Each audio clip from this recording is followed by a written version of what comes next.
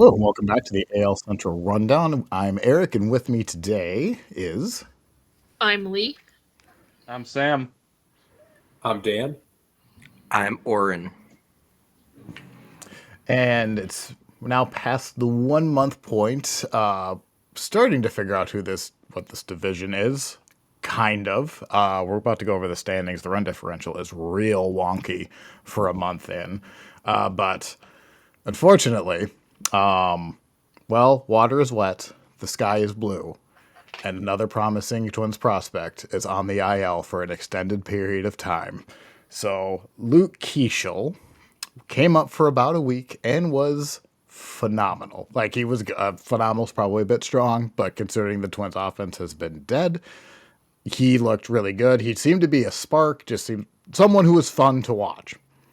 And then he got hit with a slider on the forearm, and he has a non displaced fracture in his forearm and is out at least 6 to 8 weeks. And also, holy cow, does that sound really painful to break your forearm? It sucks. There's no other way around it. I just to kind of wallow in the misery. Later in the show, we're going to talk about the biggest what ifs on the spirit of Luke Keeschel losing his arm. But I just want to go through a couple of names. All of them should be familiar to people. Joe Mauer in 2004. Oh, sorry. These are all Twins rookies who get significant injuries in their rookie seasons. This is only their rookie seasons. Joe Mauer in 2004. Francisco Liriano in 2006, who at the time had a 208 ERA plus in 2006. With Johan Santana in that rotation, he was the better pitcher. He had Tommy John surgery. Byron Buxton in 2015. Brent Rooker, if anybody remembers, he was on the Twins. Also got hit by a pitch and broke I think it was his forearm again in 2020. Royce Lewis tore his ACL in 2022 and again in 2023. 2021 and 2022, and now Luke Keeschel in 2025. So I don't know what the Twins have done to the baseball gods, but they cannot get a prospect to the majors healthy at all. So it's real sad, and I'm gonna I think cry. it's just part of the overarching theme of Minnesota sports in general. I think you guys got this all wrong. You're looking at this wrong, Eric. All those guys ended up being great ball players. This That's is true. a positive true. sign for Luke Keeschel, if anything. What doesn't kill you makes you stronger, right? You just got to fight through it for now. How long do we need to fight through? That's 20 years of very promising prospects. One is a legitimate Hall of Famer, Liriano. If anyone remembers, he was freaking dominant. Fun to watch that year. He was great for the White Sox too. Yeah, actually, they ended up. Torrey Hunter's my favorite Twin of all time, but they traded Liriano for Eduardo Escobar, and he's another one of my favorite Twins. He was really fun to watch, and another soft tossing lefty who did nothing in the majors. But yeah, it's a long list. It gets longer. There will be another one, and I'm sure everyone can think of like rookie seasons and on their teams, and they got injured and what could have been. But boy, does it seem like it happens to the Twins a lot. So, anyway, going on. Cleveland. Tristan McKenzie is still a Guardian. Yay. That's right. So, last week we were on and talked about McKenzie and how, he had been DFA'd. Surely somebody at his age making $2 million, with all the pitching needs that are out there. Nobody decided to claim him. Not even any of the Rockies, White Sox. No offense, Oren, but nobody. Mhm. And so he was demoted back down to AAA, and he'll continue to try to figure it out within the Guardians organization moving forward. I would not be surprised, just kind of how things have gone lately. The Guardians have lost some pitching depth in the minors. It wouldn't surprise me if we see him again this year. That's really damning that you are optioned and none of the 29 other teams even want to take a flyer on you. Like, that really hurts for how big of a prospect he was. I think I saw something that he's out of options, so maybe a team doesn't want to have to take him and put him on his 40-man and take someone else off. That's one thing I was thinking about, because I think at face value, Eric, it sure does look like that. But he's got 2 years left of control. A team that maybe is not is building right now, I mean, he'd eat innings for them, but that's about all they get. He's not going to be there when they're better. So if they spend all this time trying to get him back to Right. par, they're not going to get any benefit out of it. And then I don't think any team that's contending really wants to run the risk of Right. giving him innings in the first place. Also, guess it's like for a pitcher coming from Cleveland, it's like, all right, not to dump on the White Sox more, but like if you're a bad hitter on Chicago and you come from a franchise that develops hitters well, you could say, look, he's got all this untapped potential and he's just doing a bad job because he doesn't have the development support around him. But if you're a pitcher who's struggling in Cleveland, even teams like the Rays, the Dodgers that are really good at developing pitching, they're going to say, look, I mean, Cleveland's pretty much on our level. If they couldn't get it to unlock with him, I doubt there's much we can do. I don't know. That's a fair Maybe point. that's part of it. I'd believe it. I can buy the logic on it. He just seems like someone who would at least get like claimed and go on that DFA carousel where he gets claimed by 10 teams and then pass through waivers. But I don't know. Either way, he'll come back and probably haunt Minnesota. I'm not going to talk about the game tonight yet. God damn it. God damn Naylor Brothers. And But is it over yet, the game from tonight? basically, I mean, Well, there's 2 officially, on with or- 2 out. Define over. yeah. Okay. High runs at the plate, so All right, God. Class A, you know what to do. Not even looking at the game. I'm looking at notes. Paul Seawold entered on the IL. What's going on there? Monday night's game against the Twins, he came out to pitch. I believe it was the 5th inning. Poor start by Gavin Williams. We'll talk about that here in a few minutes. But he basically took himself out of the ball game. It stopped immediately after a pitch gone to his right shoulder and was favoring it. Training staff, of course, came out. Manager Stephen Vogt came out, and he basically asked to be removed. He has shoulder inflammation, which could have been a lot worse. The prognosis could have been a lot worse. So he's on the 15-day IL, and that has kind of that dovetails into the last kind of piece of news here. The Guardians are in the midst of playing 13 games in 12 days. They had been rained out last Friday against the Red Sox. They had to play a doubleheader Saturday, and they're playing every day for the next week and a half after that. There has been a constant rotation of that final bullpen spot. They've gone through a number of different options, just kind of whoever was fresh at AAA Columbus. Until today, they went ahead and they basically purchased Matt Festa from the Rangers, traded cash considerations to the Rangers for Matt Festa. So that is the move in the immediate to keep them fresh, and we'll see kind of how that progresses. The last 2 nights from Tanner Bybee and Luis Ortiz have done a lot to keep that bullpen fresh, so they need to keep that going. Does Sewell Money have a can be history? used to buy in- goods and services.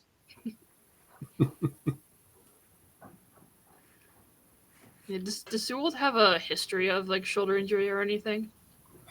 I know he had injuries last year, but I don't remember off the top of my head what body part it was that had an ailment. I can go look that up.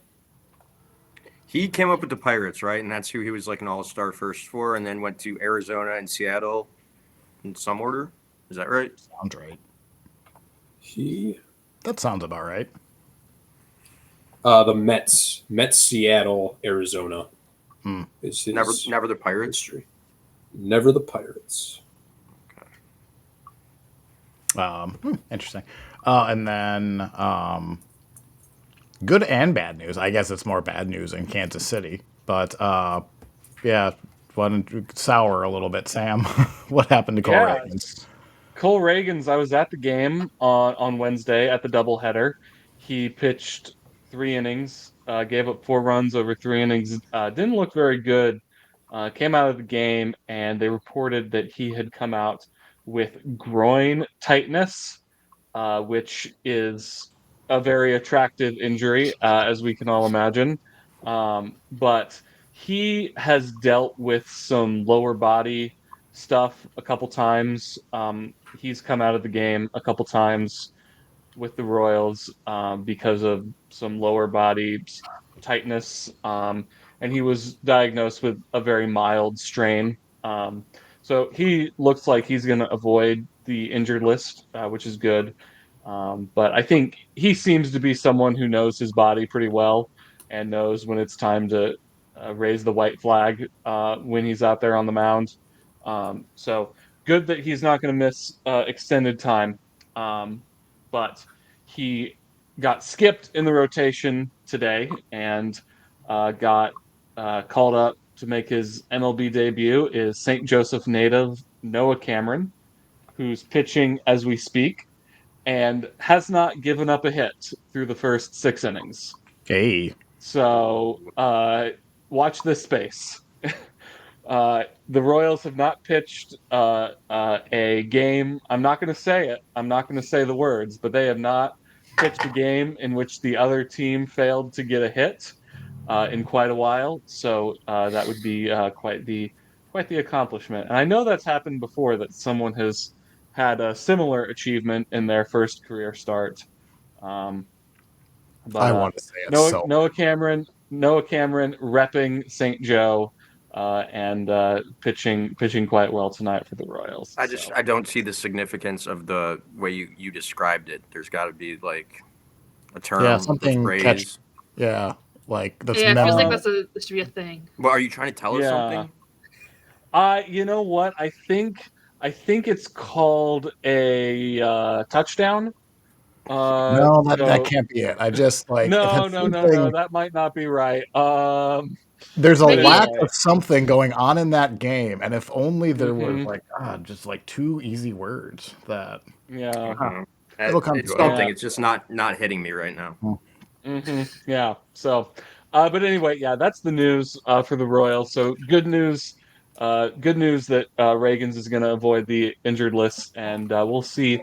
We'll see what happens at George Steinbrenner Field this evening. So, but yeah, that's still wild to me that the Yankees are where like the Rays play in the Yankees minor leagues stadium. It's yeah. still wild to me. Anyway. It's nuts. And that it's an upgrade over their last stadium. Yeah. Mhm. And they're not even the only major league team playing in a minor league stadium. I've heard some like it's been pretty rough in terms of like weather and humidity and heat stroke.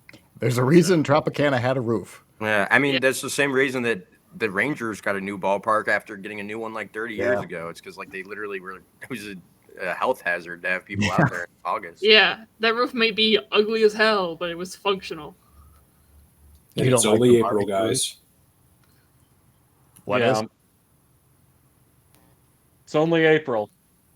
It's only April. All right. The Tigers have some injury updates. Lee, what's going on? Yeah, so Bo Brisky went on the IL sometime a week ago. He's doing some rehab with the single A team. He pitched 1 inning, 2 strikeouts. Manny Margot is doing rehab over in AAA Toledo. Veerling is supposed to start rehab soon, according to AJ Hinch. No timeline on when soon is. And Jake Rogers is reportedly traveling with the team for their road trip, where they're going to go to Anaheim and Colorado. So he might be starting up soon. Not really sure on that, but he's with the team now. So that's pretty neat. And I just wanted to give a shout out to Zach McKinstry because he was MLBPA posted him as their most valuable philanthropist. So I thought that was neat. For doing what? And don't say philanthropy. If you say philanthropy, I swear to God. No, he's just involved with a lot of charity stuff this past off season. The real MVP award. Yeah. Yeah. It's like how the NFL Man of the Year is the league's highest honor. Yeah. The skepticism was real there with Eric just a second ago. I can report that the no-hitter has been broken up. Oh, that's the what it's word. called. Oh, that was the thing we were all thinking of. Cameron is exiting with 1 out in the 7th, having given up just 1 hit. So that's what a debut. Hats off to him. Quite an impressive debut for the Central High School product there. So I cannot wait until September when somebody is throwing a no-hitter and like in the race, and then suddenly we're just going to say no hitter just to jinx it, just automatically. All right, so now we're just wanted to go over just the quick standings and then kind of where the teams shape up with offense for OPS and then team ERA. I mentioned it briefly, but this division's run differential is insane. So just in traditional order, Detroit has been leading the division all year. They're 19-12. 2 games behind them is Cleveland, Kansas City, Minnesota, and Chicago. Everyone's been playing pretty well outside of the White Sox. Sorry, Oren. I feel like we're going to say that a lot, and we'll continue to say it a lot. But everyone it's had implied. Don't worry. It's okay. Yeah. I just don't want you to seem like you're forgotten. Maybe you want to be forgotten.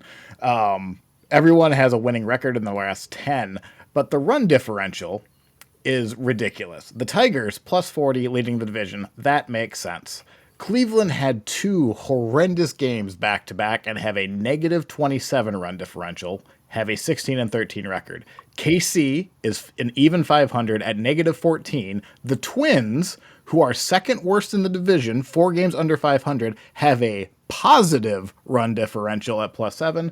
And the White Sox are negative 30, which is only 3 runs less than the second place Cleveland Guardians. If you look at the runs scored, the Guardians have won more than twice as many games as Chicago, but they've only scored 13 more runs. Yep. And Baseball. they've allowed more runs. That's hilarious. I like run differential a lot, but this also kind of shows like what 2 good games and 2 horrendous games will do for a team. But anyway, I just thought that was funny. ALOPS, Detroit still 5th. Cleveland and Minnesota. Minnesota's played some good baseball, but they've also played some bad teams, so I don't know quite what to make of that. And the last 2 games that we'll talk about for the Cleveland-Minnesota series have not been great for Minnesota, but they're at least top 10 in the AL, and then bottom, still looking at Kansas City and the White Sox. On the opposite, ERA for pitching, Tigers still number 1, Royals number 4, Twins 6, White Sox 10, and then the Guardians, because they gave up back-to-back games of 10-plus runs, are now sitting 12th in the AL. So that is interesting. The division is all over the place as far as who's doing what. So I guess just the general question, how are we all feeling? Lee, how is Detroit feeling? So I'll start with the good stuff first, which is we swept the Orioles, which is a very, very nice series for us. Riley Green looks like he's coming back because he was kind of struggling for a bit, but he's had a couple home runs. We need to extend him before he decides he likes hitting in Houston too much because he has ridiculous numbers in Houston. He now has 2 games where he's homered twice in Houston, which is weird. But yeah, so good series in Baltimore. Baltimore's offense is horrendous right now. Tarek Skubal was phenomenal. 6 innings, 11 strikeouts, and 0 walks. So there's that. Our pitching has looked good. Our offense is coming down a little bit, but is still hitting and still scoring lots of runs. Let's see. And let's get more on the negative side. The series in Houston was a little rough. We had this really fun thing where we would be leading for the first 5 innings, and then in inning got my mic there. And then in innings 6 and 7, we give up a number of runs and then we lose. So that was really fun for those first 2 games, but pulled off the win for game 3. I think the bullpen is just a little taxed right now because we've been playing a lot, and we had both Brisky and Brevia go on the IL at the same time, and we had to pull up 2 young guys from Toledo who both making their debuts pretty much at the same time because we had a lot of pitchers are injured right now. But hopefully we can kind of get back on track a little bit. But I mean, I really don't have much room to complain. Out of the past 7 games, they've won 6 games. They've won 4 out of those. So all in all, pretty good. But pitching was a little rough this past series in Houston. So. Dan, you've had a real up and down week, I feel. It's been a bit of a roller coaster, but thanks to a 3-run, 107-mile-an-hour exit velo blast by the middle Naylor brother. Oh, Feeling there's pretty good another at the one moment. coming up. Great, fantastic. Can't wait for him to have another home run against the Twins. Somebody, somebody listening to this will grill me, but I think the third Naylor brother is in the Oakland, well, not Oakland anymore, the athletics organization, if I'm not mistaken. But yeah, there's a third one. Anyway, when we were last together, the Guardians had just come off of a 3-game series with the Yankees. They had taken 2 out of 3 in that series. It was probably their best performance in a series all year. And the rest of this past week has been a long homestand. They're at home for 10 games. That culminates tomorrow against the Twins. But it's been a really up and down homestand. Involved in that is 2 games, as we alluded to, where they lost by 10 runs each. That minus 27 run differential, well, 20 of those runs were 2 games. They coincided on Sunday and Monday. And so it's really starting to look like whether or not this Guardians team is going to be a serious competitive ball club throughout the year is going to come down to, can they string together consistent starting pitching? Because they've been both excellent. Gavin Williams in the Yankees series was awesome. He couldn't get out of the second inning against Minnesota on Monday. These 2 games by Bibee and Ortiz the last 2 nights, some of their best all year. But Ortiz wasn't particularly good earlier in the homestand either. So the pitching, for the relief pitching, has been not quite as good as last year, but has been more than enough. The hitting has been generally good. It's going to come down to, it seems like, can they get consistent positive outcomes out of their starters? To kind of culminate, they're now 5-4 on this homestand. Love to end it on a high note and not be 500 on the homestand tomorrow. Disagree. But overall, well, yeah, I don't blame you, sir. But everything considered, I hate to end a long diatribe with kind of a lukewarm response, but I feel all right. I feel all right. They have the potential to come out of this homestand winning it, and it was a challenge against 3 pretty good teams, and we'll kind of see what comes next. But yeah, I think we're in a decent spot. We'd be the first wildcard team at the moment, even though it's absurdly early to think about that. So, all things considered, let's see. Ask me after tomorrow's game and see if we have a series win. Yeah. Depends on, we'll talk about it a little bit in a bit. God damn Naylor Brothers. No problem. Miles Naylor is the third Naylor brother, and he was selected in 2023, and he is in the A's organization. So Good. there you go. For now. For now. Look, talk about roller coaster. The Royals lost 6 in a row, and then they won 6 in a row. It's difficult for me to complain too much, because so many times in my life as a Royals fan, the Royals got off to a good start where they were maybe 10-10 after 20 games, and then you blink and they're 12-20. And then you blink again and they're 15-30. And then you blink again and it's Memorial Day, the season's over, and we're talking about which players we're going to sell. The reason why those teams of my youth did that was obviously because they didn't have a lot of talent. This team has talent, and this team showed that they could bounce back. Now, granted, they were playing against the Rockies and the Astros, who are not, world beaters by any stretch of the imagination. But those are, you got to play the teams who are in front of you, and they were able to bounce back and get their record back to 500. They're 15-15. If they win tonight against the Rays, which they're up, they're up 3-0 in the 8th inning. If they win the game tonight, they'll end the month of April with a winning record. And even if they lose the game, they'll end the month with a record within 1 game of 500.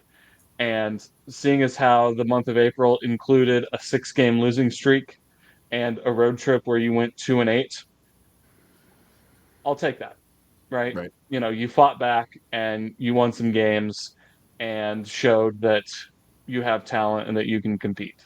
So I would like to see some more runs. I would like to see some scoring happen. I would like to not rely on the pitchers to throw almost no hitters every night. Uh, but I think the clutch hitting will come. And the Royals have been making a lot of mistakes on the bases, which is unusual for the Royals because they've been known for a very good, solid base running team for most of my life.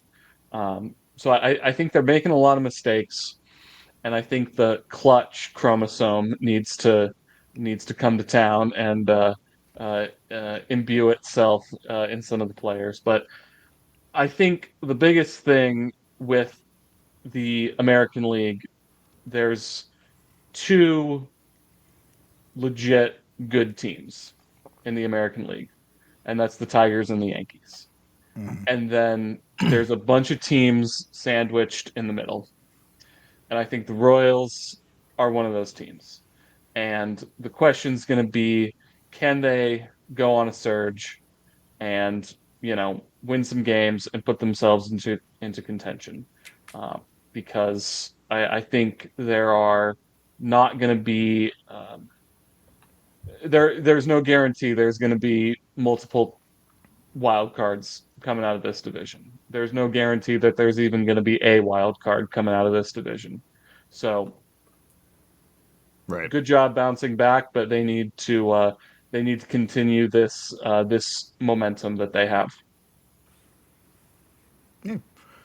Also, what a turnaround from last week, because you were last week it was, is this team like this team isn't very, so like it's just, that's what baseball And does.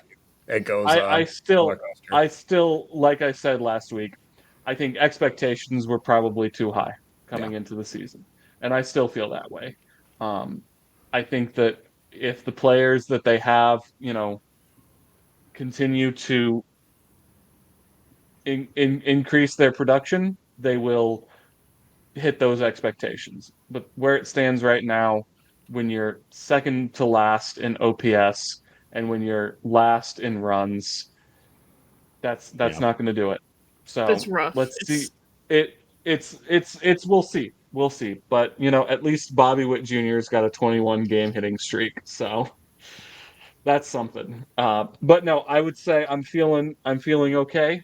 And I'm wearing my very nice Tampa Bay Rays hat tonight as the Royals are Yeah. playing the Rays just for the memes. So Yeah, why not? well, you got the blue, so basically the yeah, same team, right? yeah. This was given to me by a woman randomly. I was working one night at Quick Trip in Kansas City, and she was decked out like an all Rays gear. And this was in 2020 when the Rays were in the World Series. And I was just chatting with her. I was like, "Oh yeah, yeah, I'm rooting for the Rays," blah blah blah. Didn't think anything of it. And then she came back in and handed me this hat. It was like, "Hey, here you go." So, but it was like it was new. It had the tags on it. So And then it's you just Nice. turn to thank her, and nobody was there. yeah, yeah, yeah. But the spirit but of the Tampa Bay Rays.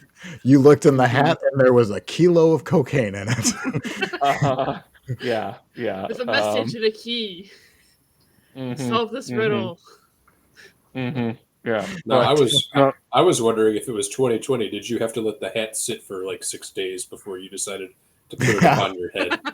I think I ran it. I think I ran it through the dishwasher before I actually put it on my head. But yeah, this was just Not some random the dishwasher, woman gave not me this hat. the dishwasher, not the the machine that you use to wash clothes, but the machine you use to wash dishes. Yeah, that's what you do. Yeah, That's it. you put a hat in the top Yeah. rack of the dishwasher so it doesn't like tumble Yeah. all over the place and get All right. deformed. 100%. I mean, the dishwasher uses boiling soap and water, same as Okay, the I guess I'm the washing odd one machine. out here. So I guess No, I'm the that's odd what- one out. they 'cause even have If you can get them on Amazon, they even have like the little hat formers to put in the dishwasher Are you for that seriously? exact thing. Yes, I did 'Cause if you not put know it- that was a if you thing. put I will it be in right the- back. If you put it in the dryer, it's going to like tumble. It's going to collapse, and then like if there's Velcro in it, it collapses. All it does in the dishwasher is just sit there. On the flip side of that, you can also wash your plates in your laundry machine if you want to toughen them up. That is an option. Darwinism. Only the toughest can survive. Exactly. All right, I guess I'm the odd one out. I didn't know you washed hats in a dishwasher. That's Yeah, that. What? Yeah. Dang. We I have this we one bring you- hat. I've got this one hat that's super dirty, but I've just never washed it because I didn't know how to wash it. we bring you consumer advice here at the AL Central Rundown. That's right. Mhm. Like $5 Yeah. on All right. Amazon. It looks like a chastity cage. Oh God. No comment. I was gonna say Either it the looks like some dishwasher sort of, or like, I do use it in the clothes washer. It works just fine there too. In fact, it protects the hat so that it doesn't get all messed up. All right, cool. I I was got gonna this say hat that that's looks been. like some kind of like medieval torture device. I Nope, have this chastity hat cage. that's been That was covered the in number mud. one. for, like, I have this hat that has like a bunch of dirt on it for like, God, 10 years now. I just never washed it. I just use a dish soap and a toothbrush. That's how I wash my hats. All right. My wife just Well, makes me throw them away. It's very sad. I used to have like an old when the Twins went back to the TC logo from like the 90s M. I had from that opening year, I had it to like 2015. And then I met my wife, and it was the most disgusting thing she had ever seen in her life. And it didn't last much longer. I miss that hat to this day. Well, you should count yourself lucky that a hat is the most disgusting thing your wife has ever seen. Well, that's what I'm going to say to you guys. I'm not going to ask her opinion on it. Like, I don't want that answer. I have feelings, and she would rip right through them. Cut right to. She's Russian. She will cut right to the bone with those words. Anyway, speaking of cutting right to the bone, let's talk about the Minnesota Twins. They had a decent week in that I'm confident they're not one of the 5 worst teams in baseball, but when I took the screenshot, they were 13-7, and I'm going to guess they are now 13-18. We'll talk about the Cleveland series in a bit, but I'm still bitter about it. But they went 5-1 against the White Sox and the Angels, as you should against those teams. They still have a ways to climb until they do it. That's where we're at. Nothing else matters until they climb out of the hole. One thing I did want to point out, because for this team, everyone knows the Twins' injury history. And they've had some bad luck for position players. Willie Castro's on the IL. Matt Wallner's on the IL. Royce Lewis is on the IL. Like they've had Jose Miranda in the minors on the IL. Like they've had some hits, which means their depth was going to be tested pretty early on. But in the last 2 weeks, they have traded for 2 quad A players. And that's fine. They traded for Jonah Brad 2 weeks ago, and then they traded for Cody Clemens. And if you've heard of Cody Clemens before, it's because he is the son of Roger Clemens. And the next time you hear about his name, it's going to be because he was DFA'd for Royce Lewis. Their bench right now is nothing but quad A players and Christian Vasquez. These are career stats. 27, bunch of 27 to 30-year-old rookies. Jonah Bride, other than Vasquez, who other than the 2 championships, has been horrendous the last 2 years. You're looking at guys who have not done or proven anything in the majors, and this is their entire bench. Deshaun Kiersey, this is his rookie year. He's put up that -6 in basically 40 plate appearances. It's not pretty right now. My question is, why this front office decided they didn't need to invest in depth with this team, I don't understand it. But it's really biting them in the butt to have multiple quad A guys in the lineup at all times. Yeah, but you didn't include Cody Clemens' pitching stats. I mean, you got a 2-way player right there. I'm sorry. Is his dad pitching on the mound when he does that? Because that's the only the only Clemens I Well, want to he see. and his dad do have the highest amount of strikeouts for a father-son combo. So there's that, Yes. Yes. What I a will history I making will tandem. I will also say those guys went 6 for 12 on Monday night in the Twins 11-1 win against the This Guardians. is true. So Most of that was Jonah Bride, but yeah, and Gasper. yeah, he went 3 for 5. Well, Eric, it's not like you didn't foretell this. I mean, your gripe coming into the season was that they spent what $7 million combined in the offseason, and Yep. everything about the poll odds and their rhetoric about trying to get back to a secure financial standpoint. And I mean, you called it, and unfortunately, it's played out just as you predicted. And now it's time to pay the piper. And now these players are injured, as most people predicted, and not even in a Twins way. Every team has like at least a few injuries at this point, and that's the result. So I'd expect a lot of that that anger to be directed towards the front office and not the guys on the field, right? Right. Well, I'm not even blaming. Like, yes, the front office. Like, you can do more minor league signings, but like to me, this is still the front office is plenty to blame. So I'm not trying to like pass on. They did have a new GM, Derek Falvey, ended up getting elevated in the franchise, but when they only added Bader and Colomb and France in the last 6 weeks because Derek Falvey asked for an extra $10 million with a month into the offseason. If not, they were planning on trading. The plan was to either trade a Chris Paddock or to trade a Christian Vasquez to free up just so they could do anything. Like they were handcuffed from the very beginning. Now they could have chose to blow up some of the core, and that was kind of the debate going into the season because after you have that bad of a collapse in the last season, you might want to tweak and maybe trade a Joe Ryan or trade a I mean, Royce Lewis was never really seriously considered, but they wanted to make a similar trade in the vein of Luis Arias for Pablo Lopez, like that type of trade, just to shake things up. They chose not to do it.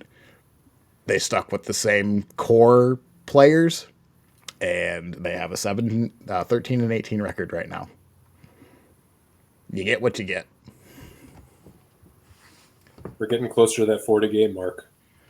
Yeah. 40 games, what kind of team is your team? Anyway, so that's the Twins. Horan, how's it So going? wait. So just to keep track, we have 2 all rights from Cleveland and Kansas City. What's your final one-word summary of how you're feeling about the Twins? Does blah count? Yeah, that's a good word. It's effective. It conveys a lot. Like my word for the Tigers would be pretty good. That's 2 Yeah, words. that's 2 words. Oh, damn it.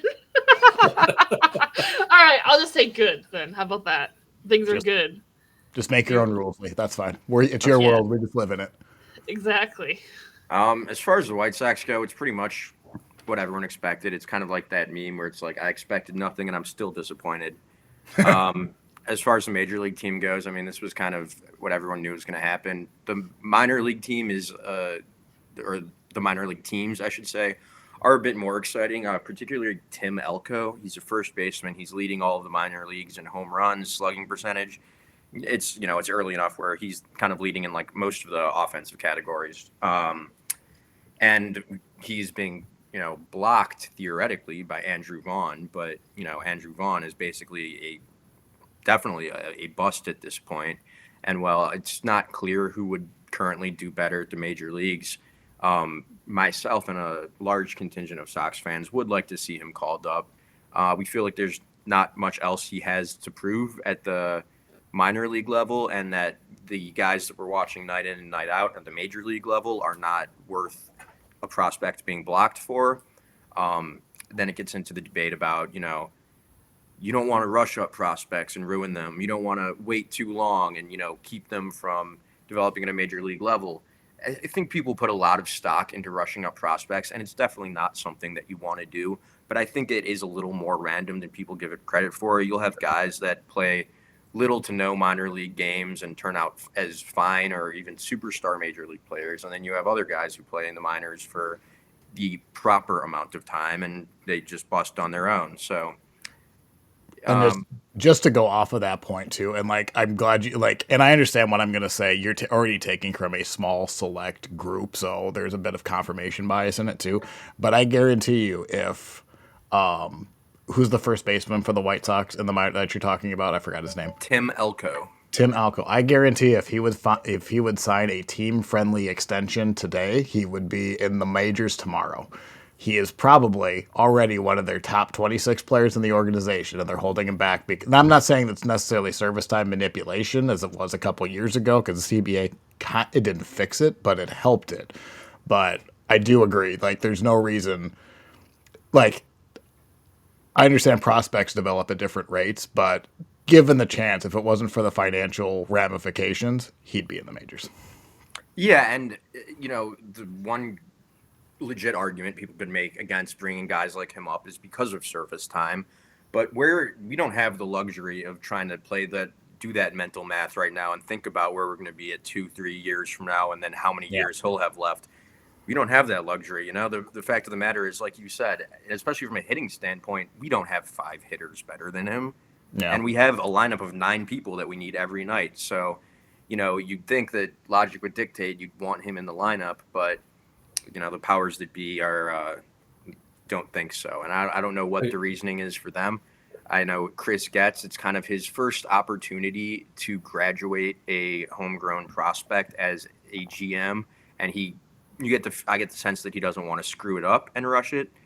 But also, I just think a big part of it is that, a bit of sunk cost fallacy in Vaughn. It's like, he was a number 1 pick for our organization, I believe number 3 or 4 overall in the year that we picked him. And they're giving him just a much longer leash because of the prospect pedigree from being a hitter at University of California. And we've seen about all there is to see at this point. But it's interesting because before the season, we brought up the numbers of him and Torkelson, and they were pretty similar, with Vaughn having a slight edge in most categories, especially the counting stats, because he had a little bit more playing time. And, it's just been such a tale of two cities this year, because you see Torkelson go on and actually have that breakout year, which actually reinforces the White Sox front office point that it's not too late theoretically in Vaughn's career for him to break out at this point. But like I said, theoretically, the reality of the situation is he is who he has been, and we're, pretty much done with him. We've seen all we need to see. He doesn't have any trade value. You cut him from the team today, he'd sign a minor league deal with, some random team, and you'd probably never hear of him again. And part of the reason Torkelson broke out, it's not like he did that on his own. It's because the organization basically said, this is your last chance. Like in the offseason, Keith was moved to first, and Torkelson's spot was a question mark. The organization basically told him, you have to prove a place on your team. And so he went and he made those changes. Mm-hmm. And winning teams and winning organizations do not say things like, "Oh, service time." When I do have a thought on this. Sorry, I do have a thought on this. When you have a team that's making dumb excuses like that, it's so frustrating, and that says a lot about the front office. And then I'll jump in quick. Like, they can't say service time because the MLBPA would file a grievance immediately. Like remember a couple years ago when the guy for Seattle, their GM, said it, and I don't think he was fired right then, but he wasn't in that position for much longer, because they said the quiet part out loud, but it's very much understood that's what they're doing. And now, sorry, Dan, go ahead. No, it's all right. I'm not trying to make it like teams don't play with service time so that they can say this one was a book. That is not lost on me. That does happen. But I know fans don't want to hear this, but from the perspective of, okay, so Tim Elko comes up this year and the White Sox win 52 games instead of 48. So, right. I think you benefit more from service time. You have him 6 years from now for a full season, when hopefully a bunch of those other guys have kind of made their way through the system and you guys are in a much better place. So I know it's not easy as a fan to kind of take that view, and I don't mean to, I feel like I'm talking down to you guys. I apologize. But I could see the view of that where like, okay, well, we won 4 more games because we had Tim Elko up this year. And I can understand that, but I also like you're spoiled because Cleveland can develop prospects, and I think Chicago is still on that like, and that's not necessarily the higher point. That's fair. What I would say is, especially in Chicago and Detroit, Chicago with under $100 million payroll is pathetic. They can spend money to go to 180 and then also add a teal next year, add 2 or 3 boppers, and then go kind of on a run. Will they be the best team in the world? No, but at least you can kind of see who you can depend on and then fill in spots from there. So that would be my pushback for that. But Yeah, you know what? That's an excellent point. I'm thinking about this from Cleveland. So Yeah, but to Dan's point, I do agree with that. I mean, if the goal is to win anything meaningful this year, then the ship is long sailed on that. So right. the only point of bringing him up would be to give the fans something to watch, and however you want to argue about the merits of that from a front office, that's a whole other discussion. That being said, as far as service time goes, the White Sox in the last few years have actually been very good about not manipulating it either overtly or kind of indirectly. Uh, you know, Instead of facing those questions with Luis Robert, Eloy Jimenez, they signed them to extensions before they got to the major leagues, and they let them start the year with them. Andrew Vaughn, they didn't manipulate him. He started his rookie year on opening day, and he's been with us since. It just so happens it didn't work out with any of those guys. The Braves did something similar, and it did work out with them. They extended all their guys, and then they won a World Series early into the extensions, and they still have those guys with them.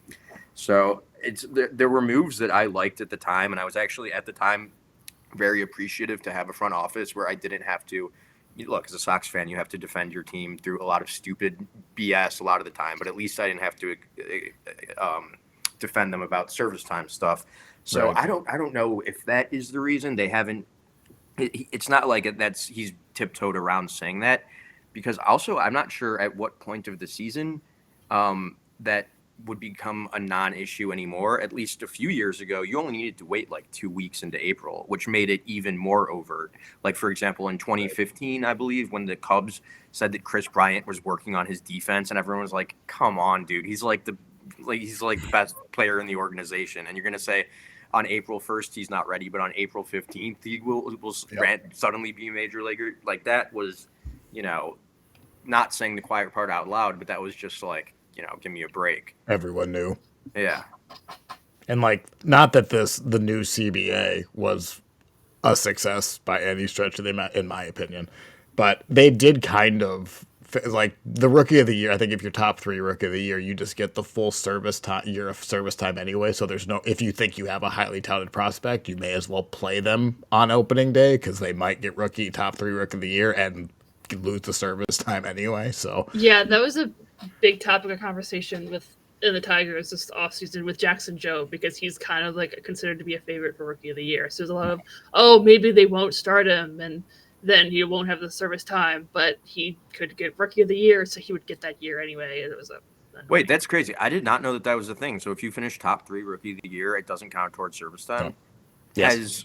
I guess no, it does. You get the full you get the full year. So if you get called up in June and win rookie of the year, you get credit for a full year of service time and the pay. That's interesting. I remember a few years ago when Randy Rosarena, he did not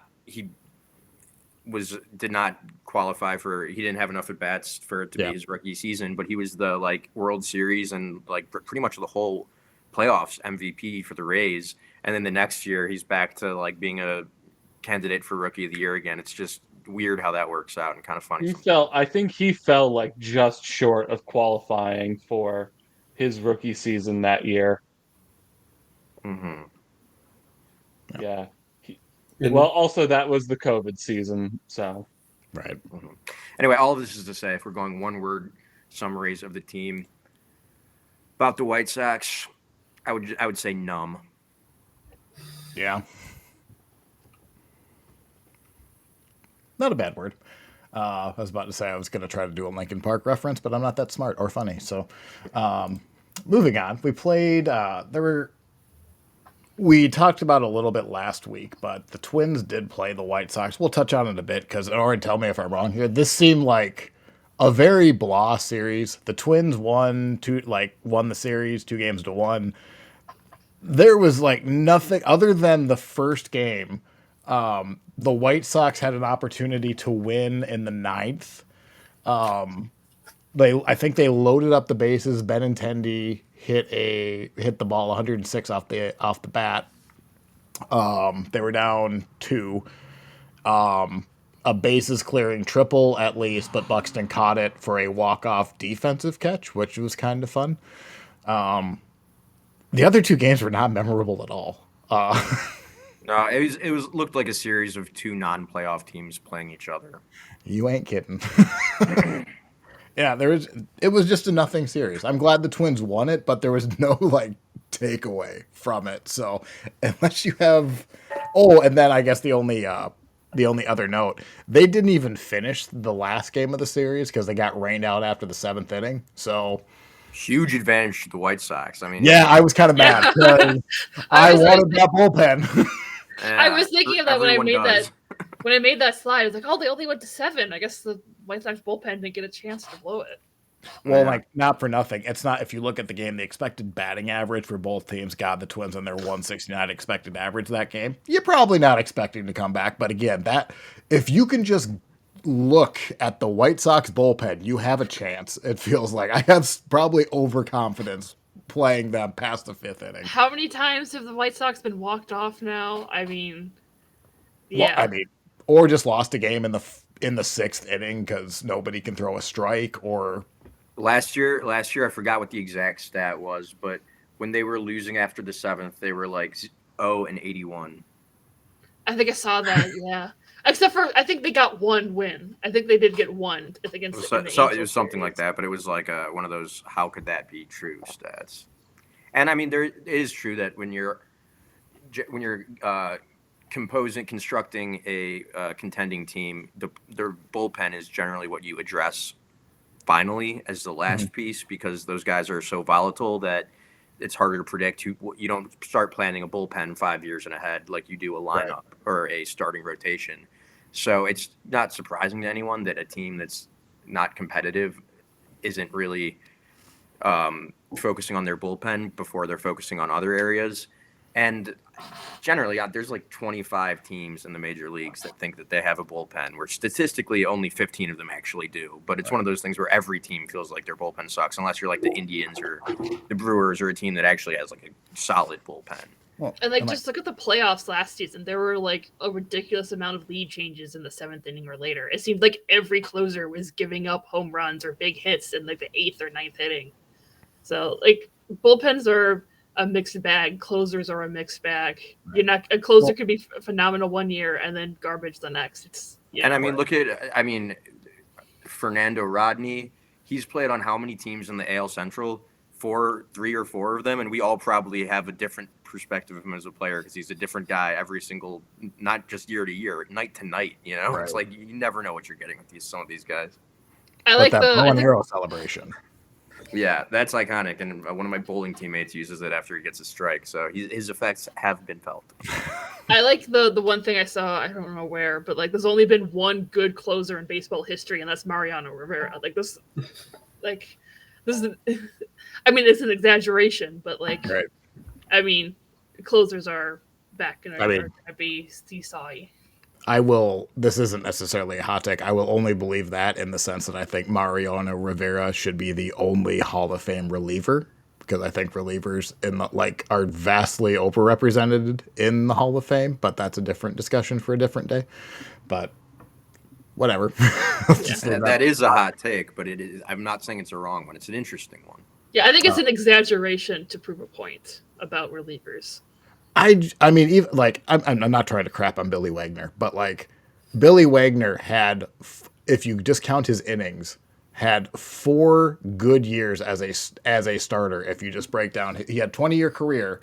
The innings worth was 4 starting pitcher innings. He was great for 20 years, but it's only 4 years worth of Right. appearance. On the flip side of that, though, any reliever that pitches for 20 years is only going to have about 4 years worth of starting pitcher innings. Exactly. No matter how good you are, it's Exactly. just tough because like any fan of the game, anyone who watches the games, they know how important a bullpen is. But the numbers just, when you're pitching 5 innings per week, it's hard to impact teams the way that elite bats or elite starters can. And It's the one almost thing, it's almost like it's more psychological than it is, actually represented on the field. right? So anyway, the reliever debate can go off, and people can. I don't want to say come at me because I don't think it's worth getting that upset over. But maybe that's an off-season discussion. But we'll see. Moving on. I have breaking news. The Twins have accepted a bid for new owners. Oh, the fucking Naylor Brothers have bought the Twins because they own them. I was like, Just oh my god, this really is breaking. just before we started hitting record, Bo Naylor. So it's a 2 men on tie game. No, Cleveland's up 1, and in my head, we're just kind of chit chatting, waiting for someone to come on, and in my head, I just see the name Naylor in the corner, and I have a mild panic attack because there's 2 guys on late in the game against the Twins in Cleveland, and I have a Vietnam flashback. And then for one stupid second, I think, oh, it's the younger brother who can't hit. And Dan, what does he do? He plants a 107-mile-an-hour exit velo home run over the right center field fence to give the Guardians a 4-0 lead. That wasn't Which would even be his the first difference home in run in the outcome. series, right? He had a huge shot like last night too, right? So he fouled Manzardo. off. Naylor fouled off 2 rockets on the wrong side of the right field foul pole last night, and then proceeded to plant one on the right side of the right field foul pole. So he might be getting locked in. More to come Or on maybe that. he just but hates the Twins. that family Well- has a vendetta. They are Canadian. They are neighbors to Minnesota, so you'd think they'd be friendly, but doesn't seem to be the case. Oh, the Nailers are Canadian? Yes, sir. Yeah. Oh wow. What part of Canada are they from? That's The worst part. The worst part. Oh, I know this and I forget it. I'm gonna look it up.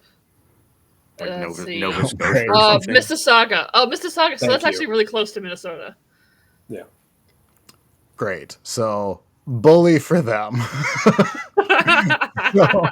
So, God, I feel like this is an over exaggeration, but I feel like Bo Naylor, like his stats back up, he destroyed the Twins, but especially from I think he got every hit from the 5th inning on in the worst possible timing but whatever. The rest of the series, so they're finishing up a 4-game series tomorrow. So right now Cleveland leads the series 2-1. The first game went incredibly well, and I was really getting hopeful.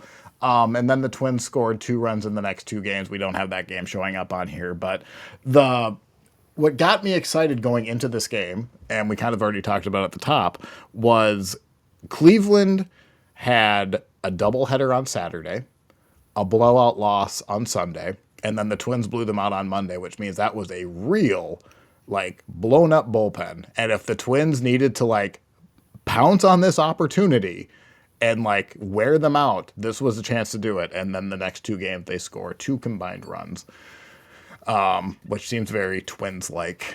And they also had, I don't know, maybe the longest, weirdest rain delay of the season.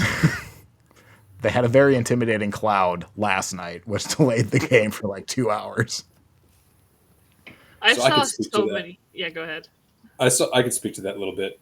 That is an MO of the Guardians organization for some reason. If you live here, you know about it. I don't know what you guys' experience are with kind of how your teams deal with impending rain, but the Guardians will go out of their way. If there is going to be rain at some point during the early part of a ball game in the forecast, they will wait. They've been doing this since the Francona years. And I think it made some sense this particular time because of the bullpen. They could not afford to have Tanner Bybee go out there, pitch 2 innings, and then the heavens open up. That was not something they could allow for if they could control it, and they could. So what they didn't anticipate is that the rain would come 2 hours, 45 minutes later, long enough that you could probably have played the game, and then rain for 10 minutes, and then we were done. all's well that ends well, I guess. And for the Guardians, it ended well. So we've already established I'm an old man. So like as soon as the game started, it was 9:20 my time. So I watched the first couple of innings. It's like, okay, I'll watch this. I'll watch the condensed game in the morning. But before that moment, I was getting like conspiratorial. I was like, are these MFers going to give themselves a day off just to rest their bullpen? Like this is what the season has done to me. Is that a decision that's made by the team? Yes. yeah, To- if to it's start- before the game starts, the home team decides how to handle the rain. I believe it becomes the umpire's decision after the game starts. Gotcha. And Cleveland is not the only team to do this recently. I was reading about it because of this rain delay yesterday. The Mets and the Nationals had a game a few years ago where it was basically the same story. The Nats, it was in Washington. They didn't start for a while, and the Mets started pointing fingers saying, hey, you're just doing this for, load management reasons at this point. Yeah. And so, Eric, you're saying you're getting a little conspiratorial about it, but I mean, that was Dan's point. He said, he came at it from a Bibby standpoint. So I think that it's not really much of a conspiracy. I think that's just home field advantage and one of the few loopholes that's left in this game. So when I say I'm being conspiratorial, I thought that they were going to just cancel the game so they got a full day off. I'm fine because like they played the game and the Twins and the Guardians played by the same rule. Like that's fine. I can't bitch about that at all. They just delayed the game. Both teams had the same situation. But I was like, if they give themselves a day off after their bullpen has no arms left, I'm going to be real upset. And turns out they didn't do that, and I'm still real upset because the goddamn Naylor brothers. I'm going to like. If I ever find Mama Naylor, she's in trouble. But I did want to point out one stat. So Aaron Gleeman, who I talk about a lot on here, had a very interesting, whatever they do on Blue Sky. Does anyone know? What do they call it? It's not a I tweet. think it's supposed to be called a skeet, but I don't know if that's really taken off. Oh, that's weird. I don't like that at all. Skeet. Yeah, SKEET. I don't know how much that's used ironically or unironically, but that's like the thing. Is Lil Jon a minority owner? That's what I was thinking. I don't know. So he had, maybe we all thought tweet was stupid before it caught on. So he had, well, like Twitter and tweet, that makes sense. They have a bird. It's a tweet. I get it. So anyway, he had a skeet. Sounds so weird. hey, Never say that again, Eric. I'm just the messenger. I'm not Hey, the one I have a skeet trying to anytime the promote Twins it. get walked off. So since oh god, Hey, I'm not going to say that. Never. Go ahead, Eric. Please cook. since 2021, the Twins have played Cleveland. In Cleveland, the Guardians have walked off the Twins 9 times, which seems to fit the narrative in my head. 2023 was the season that the Twins went in the playoffs, and one of the rare times Cleveland didn't destroy the Twins. But 9 walk-off wins, and there's only like, 6 to 9 games in Cleveland a year? So a full year of wins is a walk-off. And Dan, you had another stat for that too, didn't you? About how close they play. So this is the Guardians and Twins for the last 4 years now have played close fought ball games. And to be fair, I know it's fun to rip on the Twins, but these have been the last 2 at least close fought ball games. And since 2022, the Guardians and Twins have played 21 run games. Mm-hmm. The Guardians are 17-3 in those 21 run games. It feels like it. So we say that because Kyle Manzardo walked off the Twins yesterday, and goddamn Bo Naylor basically did it today. So I'll say to that, obviously, Guardians are leading the series 2-1. However, run differential again. The Twins have outscored the Guardians by 7 runs in this series.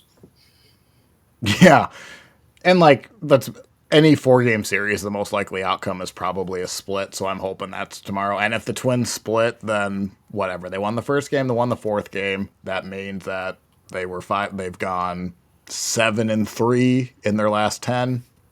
You'll take that. They're going into Boston. They have a hard stretch. So but it just in this moment, it stinks. Stupid Cleveland. Anyway, moving on. Those are all the series. We'll go over the predictions and the schedule here in a bit. But in the spirit of Luke Keishel's injury, because I can't stop wallowing in that pity, we wanted to go over some of our team's biggest what ifs. So this can be positive or negative. I'm going to guess there's a fair amount of negativity in this, but just we're going to do a little bit of fantasy of something we wish happened or wish didn't happen through all of our teams. And starting up first, we're going to start with the Tigers with a familiar name from 2007. So, Lee, go ahead. Yeah, so Joel Zumaya was a relief pitcher. He was really good. I mean, his rookie year. I mean, you can see it, anyone looking right now. I mean, he used a 3.2 WAR season, 1.94 ERA, 233 ERA plus. I don't remember. I never watched him, so I don't have any like memories of him really specifically. Also, his nickname was Zoom Zoom, which is hilarious. But he was a really good relief pitcher, and he had a lot of energy, really. And then I think it was before the 2007 series injury. That's a lot of words. Before the 2007 season started, I believe it was, he injured his wrist, I think it was, and it just like never got back to what he was. So, but I wanted to point him out because it's hilarious, because he said he got the injury via playing too much Guitar Hero, that's fantastic, first off. And there's even, I think in the next game of Guitar Hero that came out, there's no injuries have ever been reported by playing this game, except for Joel Zumaya. He deserved it. Just hilarious. Deserved it. Yeah. So, but yeah, he was like, I mean, even, and after that, he wasn't as good anymore, but he was just he had a lot of high energy type guy. And I mean, like I said, he had a really good rookie season, and then he got injured, and this rest was just never really the same. And just for context, if I remember right, and you guys can correct me if I'm wrong, Joel Zumaya in 2006, when 100 miles an hour was a big effing deal, he was someone who hit it consistently. I think he even hit like 102 and then blew out his arm in that 2006. So he was a legitimate, him and like, was it Jabba Chamberlain around that same time? Those were two guys that everyone was like drooling over. Yeah, I mean, he was throwing 100, and he could do it often. It was, yeah, and then but he got hurt, and then just never went back to that. He couldn't get that velocity back, and yeah, he had a decent 2010, but after that was released as a free agent, and then yeah, never really made it into the majors again. I would also have to say, unfortunately, he said in 2016 that the injury wasn't caused by Guitar Hero, but it was still something dumb. Which I have to say, if it was a dumb injury and you were covering it up, why would you say it was caused by something dumb? So I'm going to choose to believe he's just saying that, so he's not asked about the Guitar Hero thing all the time. Because I think the Guitar Hero thing is fantastic. And like, I think we talked about this just before everyone jumped on, but I'm sure because we think it's funny, but we're not Joel Zumaya who has to hear it probably once a week from someone at the supermarket. So he wants to change that story at all times, I bet now. Yeah, there's also this is off topic, but there was a Lions player in like the 2000s, 2010s, I don't remember, but he hurt his arm when he got in a car wreck, and he put his arm across the seat to protect the pizza in his passenger seat. So yeah, I just wanted to shout out that guy because it's kind of hilarious. But Joel Zumaya, Guitar Hero legend, he was throwing 100. Could have been something really good. Yeah. Could have contributed to a bullpen that desperately needed good relievers. So, it's that. It's depressing, but also a little funny. Yeah. So then next, you probably have the longest throwback on this list. So I barely remember this, guys, and tell me if this isn't the most 70s picture you've ever seen of a player. Oh, the bird. Yeah, Mark Fidrich. I love this guy. He was awesome. He was really cool. As soon as I learned about him, I was like, I love this guy. What happened? But I'll tell you what happened. So 1976, Mark Fidrich comes up in the Detroit system. He is a phenom. He was a 9.6 WAR player in his rookie season, he led the league in WAR, ERA, and complete games. He led the league in ERA plus. I think he was one of the first, or like the first rookie to start the All-Star game in his rookie season. He was second for Cy Young, and I looked up the stats. The only reason he did not get Cy Young is because he didn't pitch as many innings as the guy who did win it. And I guess fair, because the guy who won pitched 40 games. Mark Fidrich started 29, so fair. But he was rookie of the year. 250 innings. And he was still short. He was considered short.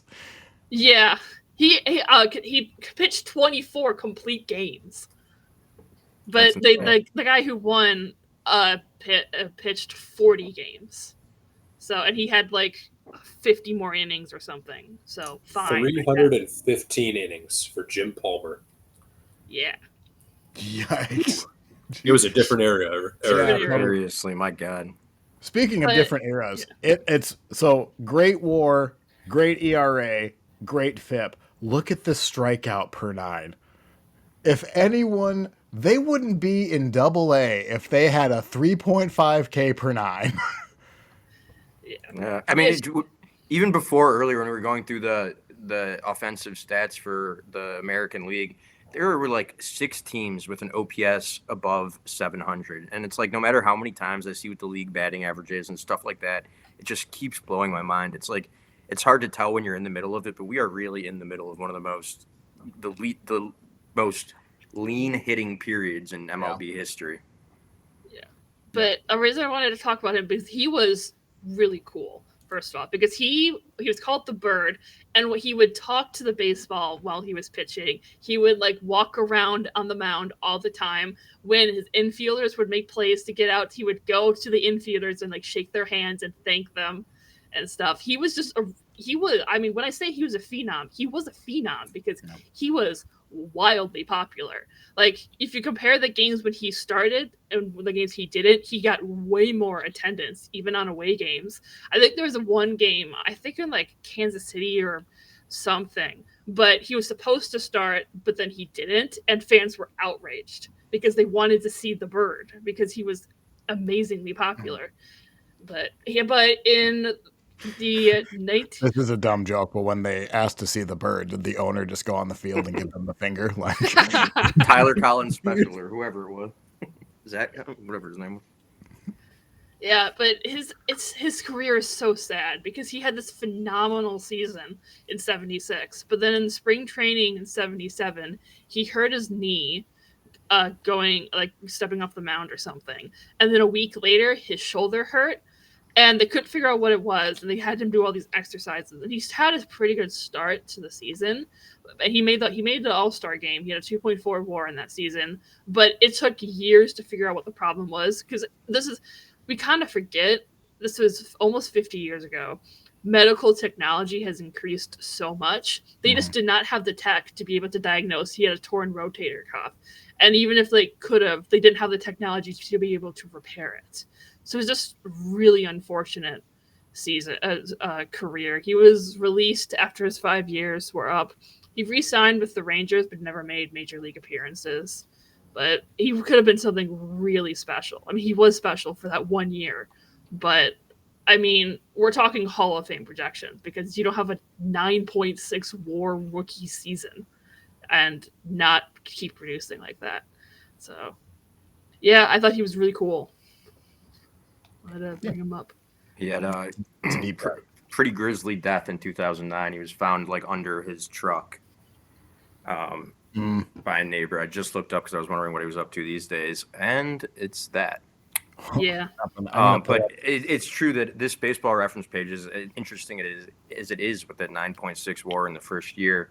It really doesn't tell the whole story. Like Lee said, his personality was something else, and the only reason I say this is because before MLB Network, before even ESPN and a lot of stuff like that, there was a hugely popular program called This Week in Baseball. Yeah. And I used to for all my birthdays as a kid, and I would just ask for, whatever DVD sets you could get of This Week in Baseball. I was obsessed with it. And they had a huge story about the Bird, Mark Fidrich, and it was kind of like Fernando Mania in Detroit. It was just such a cultural phenomenon as far as baseball was concerned. His personality, his nickname, his very spacey attitude. He was just completely in his own world, but he was so, with numbers like that, it's, such a lovable, quirky sort of guy, and then he just absolutely fell off the face of the earth. Yeah, imagine like a Zach Greinke type guy. Like that kind of it's a parallel. That's kind of the vibes you kind of get. But like if Zach Greinke was an extrovert. Yeah, if Zach Greinke was an extrovert. Yeah, because like he like Mark Fidrych had the personality and he had the talent. He was that good. But, torn rotator cuff. Yeah. Jumping ahead 40 years. Tell us about this core, this World Series ending team. I had so many different options to put for this. I could have just said, "Oh, what if Torrey Hunter caught that grand slam ball? What if?" I also said, "What if we had a functional bullpen from 2010 to 2015?" But also, I'd like to highlight, what if we didn't trade the 2010s core for scraps and just tear the whole damn team down? Because that was just a masterclass of mismanagement, in my opinion. So we didn't re-sign. We got the 2013 Tigers on the screen here because I think that's a really good example. Because it's also the famous rotation that went on to win World Series with other teams. Which is fantastic. Great. Yeah, but if we look at we didn't re-sign Max Scherzer because I don't know why, but Dombrowski said that they couldn't get the deal figured out, and he went public with it. And then the next week, we signed a massive deal with Miggy, which I'm not going to complain about. That made sense. But also, we could have re-signed Max Scherzer, and then he went and, got 3 more Cy Youngs, whatever the hell it was. In 2017, we traded Justin Verlander, and I forgot, I should have pulled this up earlier, but I want to read out the return that we got for Justin Verlander because it is truly horrendous. So he had, for reference, he still had like 3 more years on his contract. He was having a good season in 2017. He went on to win 2 more Cy Youngs after we traded him. And this is the trade, if I can find. Okay. We traded him to the Houston Astros for Franklin Perez, who never made it to the majors, Daz Cameron, who bounced around in the minors and then recently retired from baseball, I believe, and Jake Rogers. I love Jake Rogers. Jake Rogers is not a good return for Justin Verlander. We sent over a prospect and Justin Verlander. So we did not just trade Justin Verlander for 3 prospects that might work out. We traded Justin Verlander and a prospect for 3 prospects. In the sake of playing devil's advocate, we kind of bantered about this before everyone jumped on, so I do want to go on that vein. At the time, Justin Verlander was 34 years old. What was his contract, Lee? Did we ever talk about that? He had 3 years left, and it was a fairly big deal. Yeah. In general, if your rule is you're going to trade a high-priced 34-year-old, still great pitcher, but you don't know what to do with him, you can't go wrong with it. He could have gotten a better package, so I don't want to disagree with that. It was a bust of a trade for Detroit. And the 2 Cy Youngs he won with Houston, I don't want to say there may have been some substance maybe on his fingers, but when your spin rate jumps up significantly overnight after a trade, maybe take that with a grain of salt. But he did it. I don't think it was coaching, is what I will say. It's not the problem. It's not the trade I have a problem with because it's fine. 2016 was not a particularly great year. 2017 was a horrible year for the Tigers. I get selling, but we got absolutely nothing. And this is just like the worst example. We traded JD Martinez for a couple of prospects that never made it to the majors. Right. I mean, there's just and the Prince Fielder trade was the only good one because we got Ian Kingsler and he was a good player, and Prince Fielder went on to not have a good rest of his career. But there were so many of these players that we didn't re-sign and that we traded and got nothing for that I think they threw in the towel in terms of being like, all right, let's go to where we rebuild way too soon. Because if you look at the records, 2015 was a down year. They were a .46 win-loss, 5th in the division. But then 2016, they had a winning record, and they were 2nd in the division and just missed the playoffs. But then in 2017, they were horrendous. But we started trading away and not re-signing players in 2015, 2016. Right. So we still had Miguel Cabrera, who was at the time was in his prime and was looking like he would be that guy for another 8 years. We still had a lot of good players that were making good. We still had a lot of that rotation. It's just a chance for me to complain about the fact that the front office was horrendous under Al Avila, and they made very poor decisions in the wake of not winning the World Series that I think could have very easily been avoided. And they could have been a good team, or at least a better rebuild than the 8 years of perpetual rebuild that we did get. That's a long rant from me, but it happens. I have The a lot of 2010 complaints. Tigers should have, between 2010 and 2015, they probably should have won a World Series or two. They should have. What if we had a bullpen? We were talking about bullpens earlier. What if those years we had a bullpen? What if Joel Zumaya didn't get injured playing Guitar Hero? I'll go one further. What if Nelson Cruz made that catch in 2010 and the Giants dynasty never gets started? Then the Tigers are going up against either a non-dynastic Giants or some other team entirely. I was about to say, the Giants not. Oh, wait, no, wait. 2010, that wasn't the Nelson Cruz catch. That was 2011, right? Against the Cardinals. Whatever, you get my point. Yeah. But, I mean, the bullpen blew the 2011 and 2013 seasons into smithereens because if you look at that, we had, 2 good relievers who were good, but they were just garbage in the playoffs for whatever reason. But sure. Anyway, I took up way too much time complaining about the Tigers front office management, but I have a lot of feelings. It happened. So next up, we have Cleveland, and after we just talked about the rain delay of 2025, there was apparently one in 2016, and I know nothing about this. So, Dan, what the hell is this about? I have a lot of feelings about this, too. So, buckle up. Wednesday, November 2nd, 2016. Oh, God, it's one of these. The Cleveland Indians find themselves in Game 7 of the World Series against the Chicago Cubs in maybe a series you might have heard of before. They had gotten there with a smattering of starting pitching. Corey Kluber carried them in a lot of ways to this point in the series and then throughout the playoffs. Well, he finally sputtered out in Game 7, and the Guardians found themselves down. Sorry, the Indians of the time. I actually do the reverse now where I call them the Guardians, but it's not time era appropriate. Anyway, they were down 1.5-1 in this ball game in the 5th, and found themselves storming back to the point that in the bottom of the 8th, they tied the game on a 2-run Rajai Davis home run off of Aroldis Chapman. Davis, not known for his speed, very much not known for his power prowess in his career. It could have been the most iconic home run in Cleveland Indians history. They had not won a World Series in 60-plus years at the time. That streak continues, of course. And that streak continues because even with all the momentum on Cleveland's side, they had slayed the dragon that was Aroldis Chapman in his 100-mile-an-hour fastball. During the 9th inning, the game was halted for a rain delay. And as the story goes, it wasn't a very long rain delay, but during that rain delay, Jason Hayward, who had a decent career as a major leaguer, he's still playing for that matter, but didn't necessarily reach the prospect pedigree that people thought he would.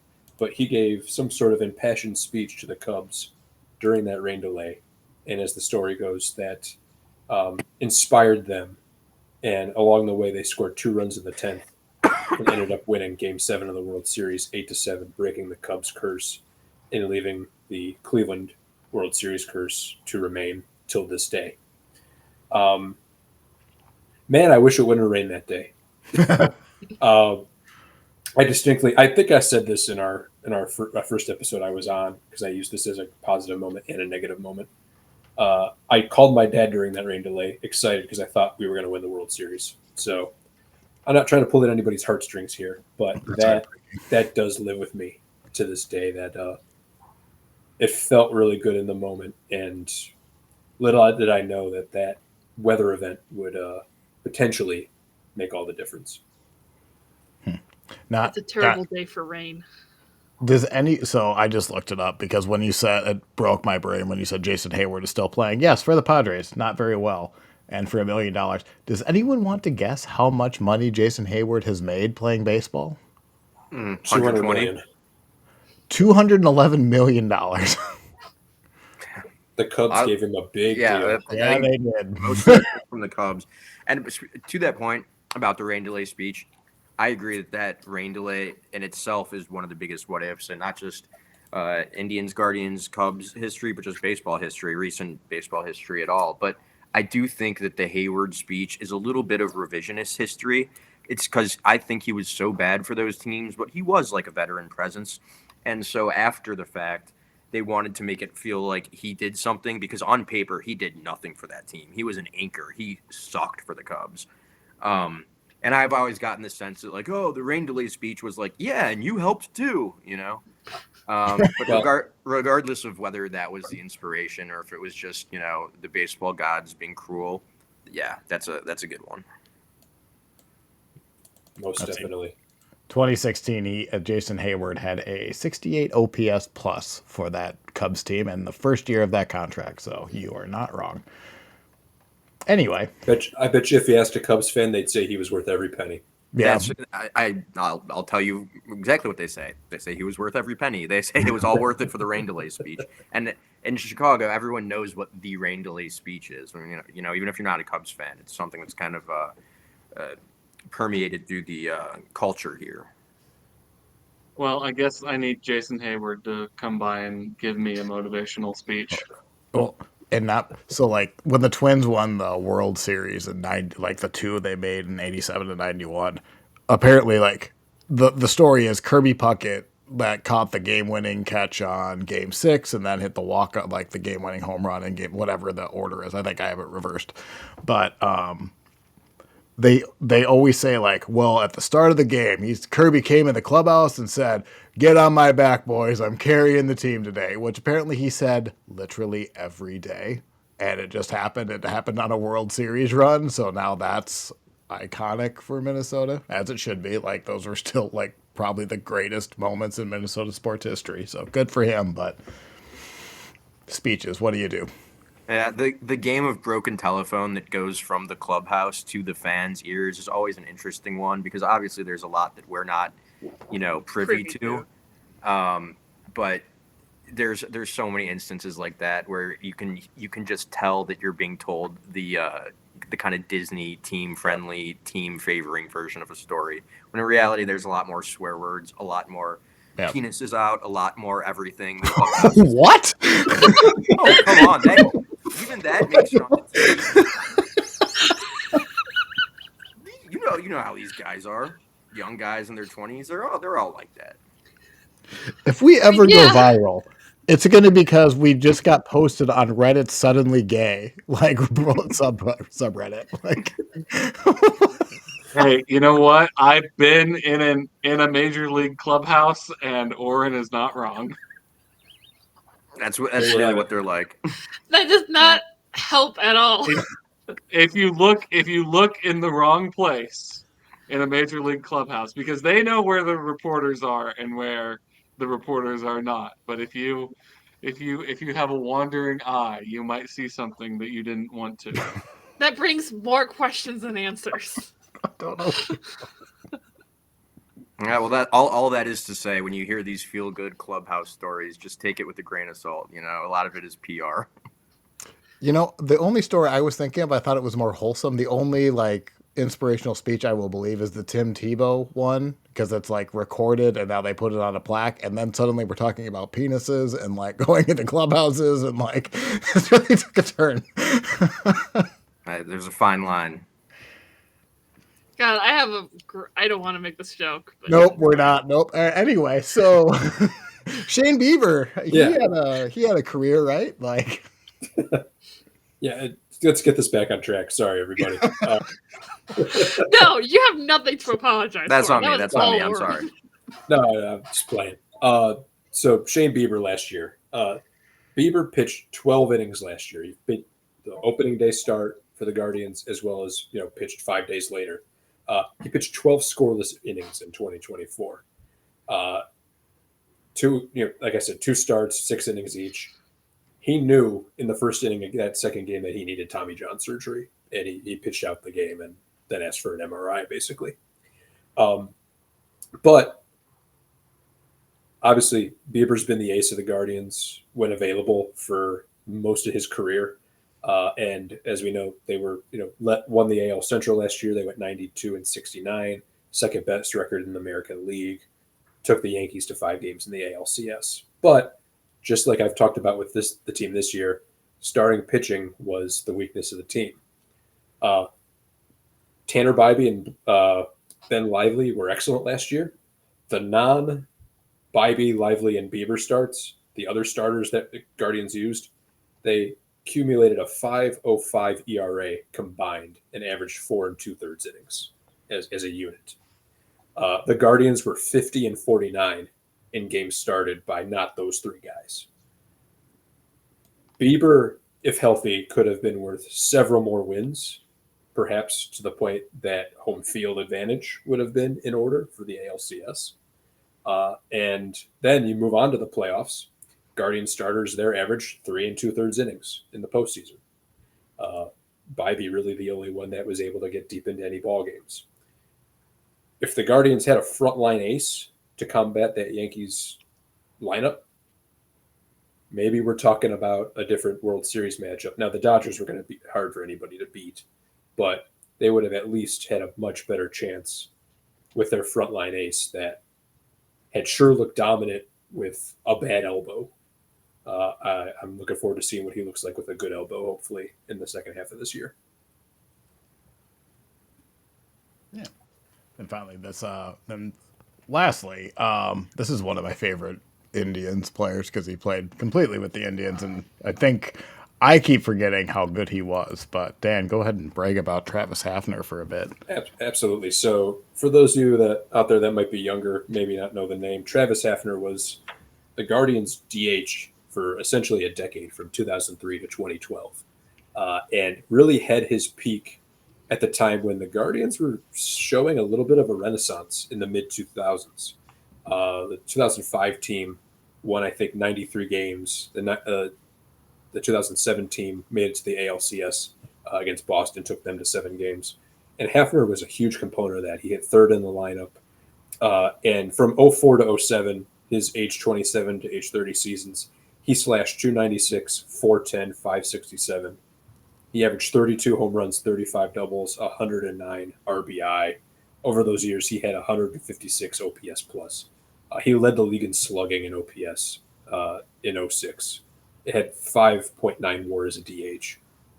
So he had obviously, I think he finished 6th or better in MVP twice in those 4 years. With all this goodwill, all this great play kind of accumulated, he was actually signed to an extension at the All-Star break in 2007 that went through 2012. It was a $57 million extension, which at the time, pretty good money, especially for Cleveland. It was a 4-year deal. That was followed up by 2008, where he played 57 games due to an injured right shoulder. And he was never really the same. In those following years, 09 through 12, he averaged 93 games a year, 268, 361, 453, averaged 14 homers, 18 doubles, 48 RBI, 125 OPS plus. He wasn't bad necessarily, but he just wasn't 6th or better in MVP voting, the 3rd hitter on a team that could make it to the World Series. He just wasn't healthy a lot of the time. And that change in health came right after that 4-year extension, which could not have been obviously worse timing. Like I said, the Guardians had success from 04 to 07. The years that followed, they never played better than 500 ball throughout the rest of his tenure. And he's very emblematic, I feel like, of that kind of era of Cleveland baseball and kind of what could have been, because it wasn't just him, but Grady Sizemore also was a huge component of those teams. He Yeah. ended up having a bunch of injury problems. And then guys like Victor Martinez was traded off, Cliff Lee was traded off, CC Sabathia was traded off. And so that was kind of the unfortunate ending to that that era of Cleveland baseball. And there was never anything official, but there was always kind of whisperings given that era of baseball, like, oh, was Hafner on steroids? I don't think that was the case at all. He was a big dude from the very beginning. Mm-hmm. And I think more so, he was a 30-year-old, kind of beefy, inflexible guy that the Guardians gave a bunch of money. And then he got hurt, and then he was on the other side of 30. And so I think just kind of natural regression is more likely the story there. But it is a big what if and kind of what could have been if they could have kept that core intact and healthy.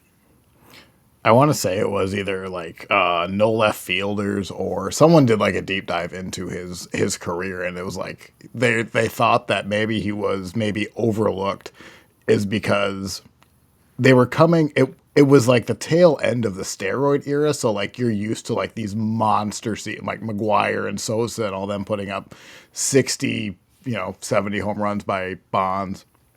But he was really kind of one of the first sabermetric darlings. So even if you just look at his very early like sabermetrics, when it was developing it, 410 on base, 408, 439, like, and then with a slugging percentage to match too. Like he was just a monster, and nobody realized it because he was in Cleveland. Do you want to go over his nickname quickly? Oh, Pronk. You want the story of Pronk real quick? Yeah. Okay, sure. So I'm going to do my best to do this justice. I believe it was on the 03 team, his first year up. The Indians had a utility player by the name of Bill Selby. And Bill Selby gave him that nickname. And the nickname essentially originated from he was as strong as a donkey, but he was a project of a ball player. So he was half project, half donkey. Therefore, Pronk. Pronk. Yeah. In my house, we baseball. called him Shrek. This is fair. Like Shrek. I mean, it's more straightforward. I get it. So Our right field second deck mezzanine was called Pronkville for a handful of years for appropriate reasons. He was the only guy that could hit Pronkville with a home run. But yeah, sure. Pronk. All right. Next up, the Royals have a couple of them. I feel like I've got a couple of these, and I think some of these are kind of going to bleed into the next one. So the biggest, obviously, there are what ifs from the 70s.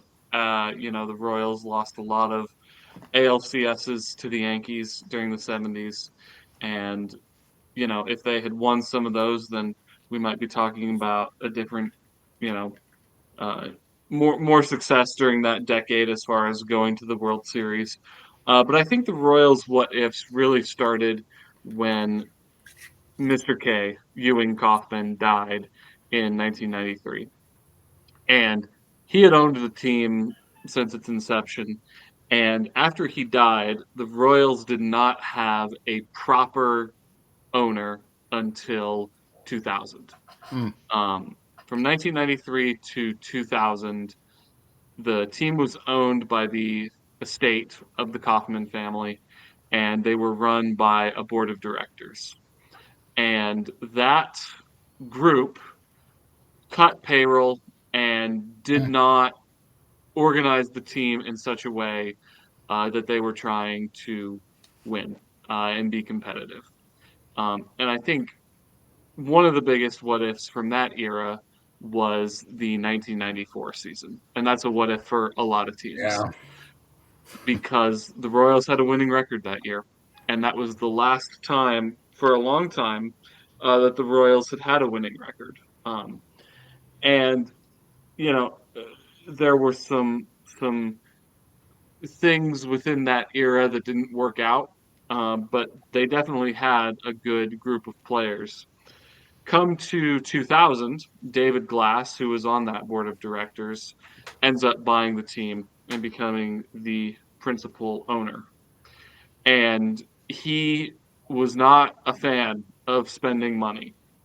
He was not a fan of keeping homegrown players in town.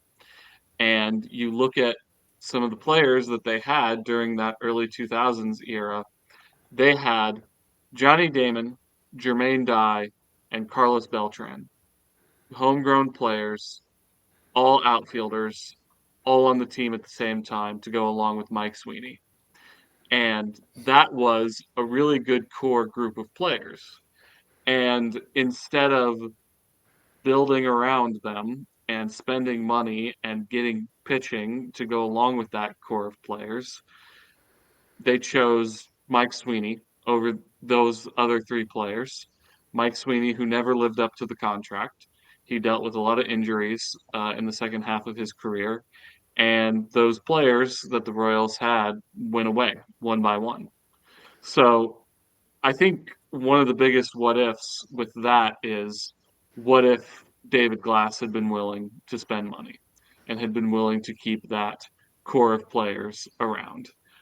Because I don't think he, until later, was really convinced that he had a competitive team on his hands. But I think that team could have been very competitive. And that's one of my biggest what ifs as a Royals fan is, what if they had kept those players around? So, but again, complaining about cheapskate owners, I think, is something that, all five of us could do all day long. Um, but I think in that moment, that was definitely a moment where, both with David Glass and in the years after Kaufman had died, it was a team that's run by a committee and a team that's run by people who look at it as a business asset and as an opportunity to profit or lose money, and not as, a not as a team. So I think that's a big what if for me, is sort of that era. And if things had been run differently, then maybe we're talking about more success in the 90s and in the 2000s. Um, a little bit more straightforward what if would be some of the baffling draft selections that the Royals made in the 2000s. 2006, the Royals had the first overall pick. They selected Luke Hochevar. Raise your hand if you remember Luke Hochevar.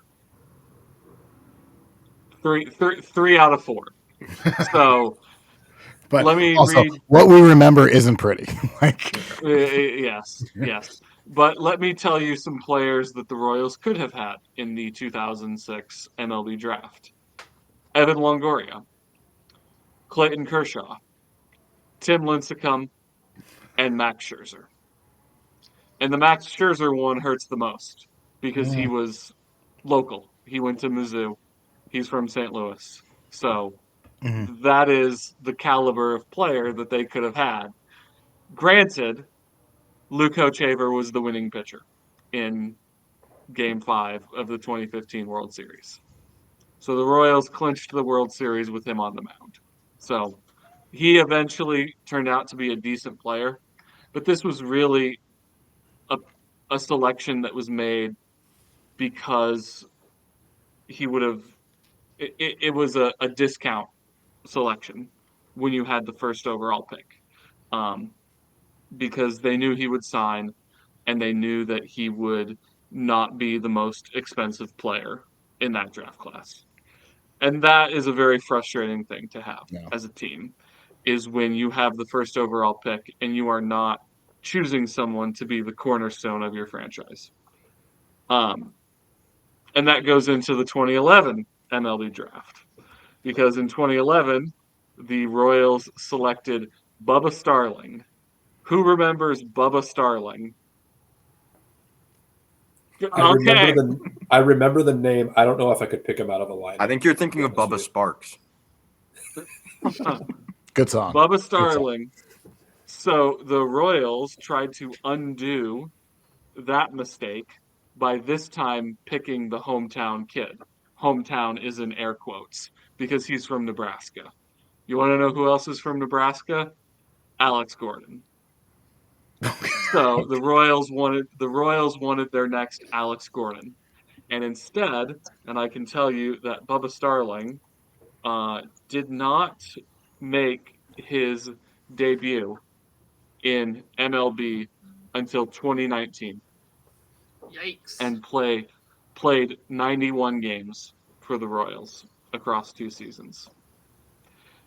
The Royals could have had Anthony Rendon, Francisco Lindor, Javier Baez, George Springer, Jose Fernandez, CJ Crone, Sonny Gray. The list goes on. I don't That think Rendon 2011. is helping your argument in terms of, oh, we could have picked this guy. Well, he was an all-star at the, Yeah, he wasn't a complete albatross of a pick, but that 2011 draft class was Yeah. one I of the get your best point. drafts there's ever been. So it's very frustrating when you have guys like that who are just complete whiffs in the draft. And again, like I said, the draft is a crapshoot. To go along with that, Albert Pujols was drafted in the 18th round, I believe, very late in the draft. He's went to high school in Kansas City. He went to high school at Fort Osage High School in Independence, Missouri. You can take a flyer on a local kid Yeah. one round, earlier than you should.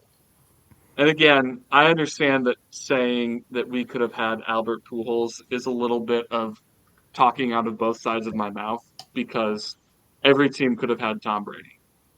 Every team could have had Nikola Jokic. Every team could have had Mike Trout. Mike Trout's another one. The Royals selected Aaron Crow the Yep. year that Mike Trout got drafted. So a lot of what ifs like that of guys who maybe ended up being okay players where there were Hall of Famers just sitting there. So those are some what ifs. But I will close this with a positive what if, which is what if the Royals hadn't won the 2014 wild card game against the Oakland A's?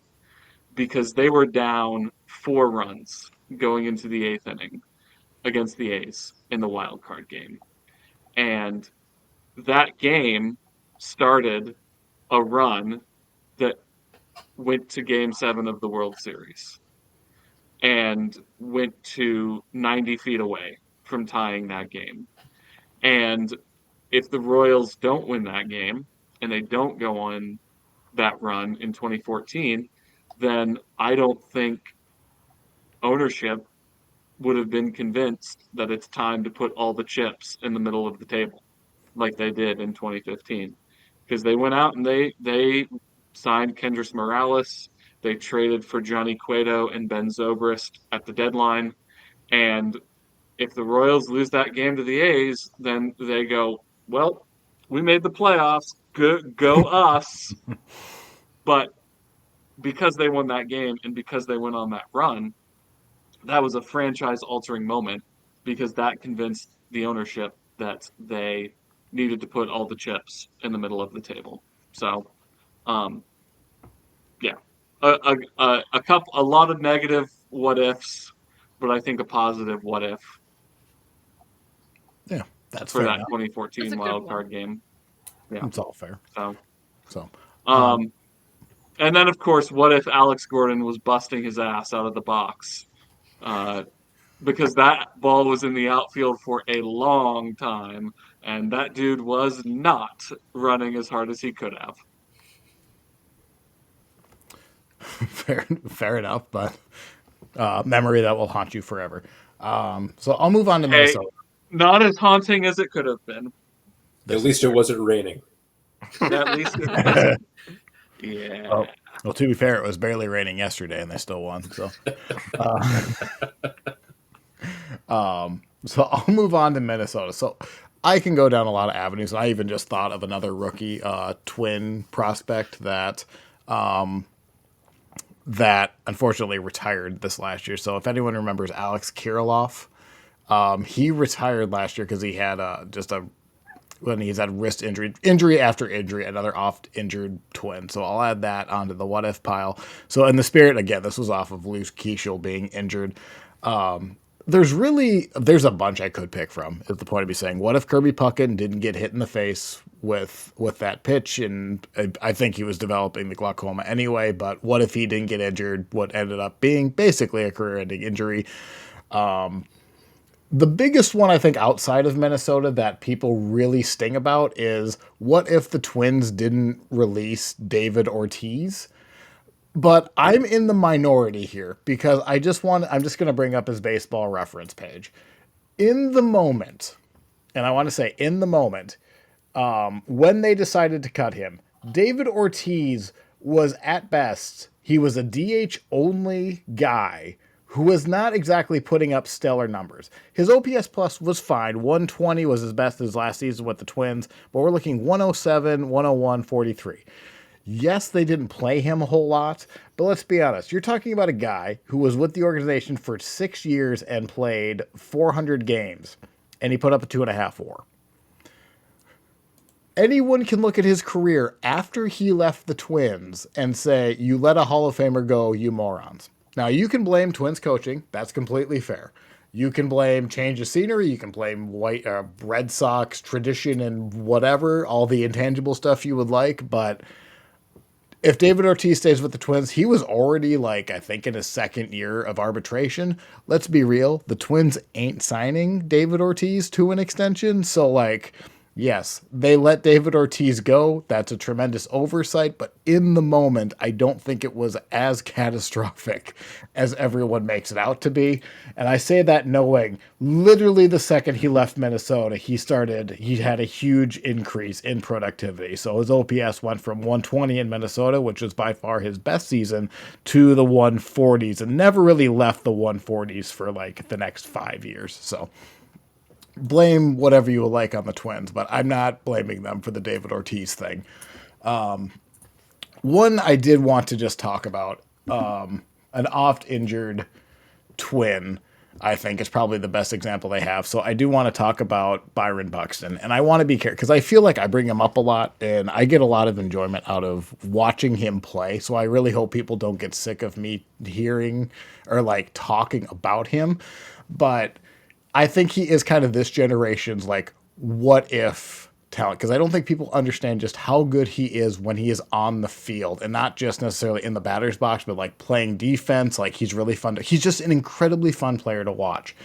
I was reading an article by Cody Christie. It was from 2021. This is from Twins Daily.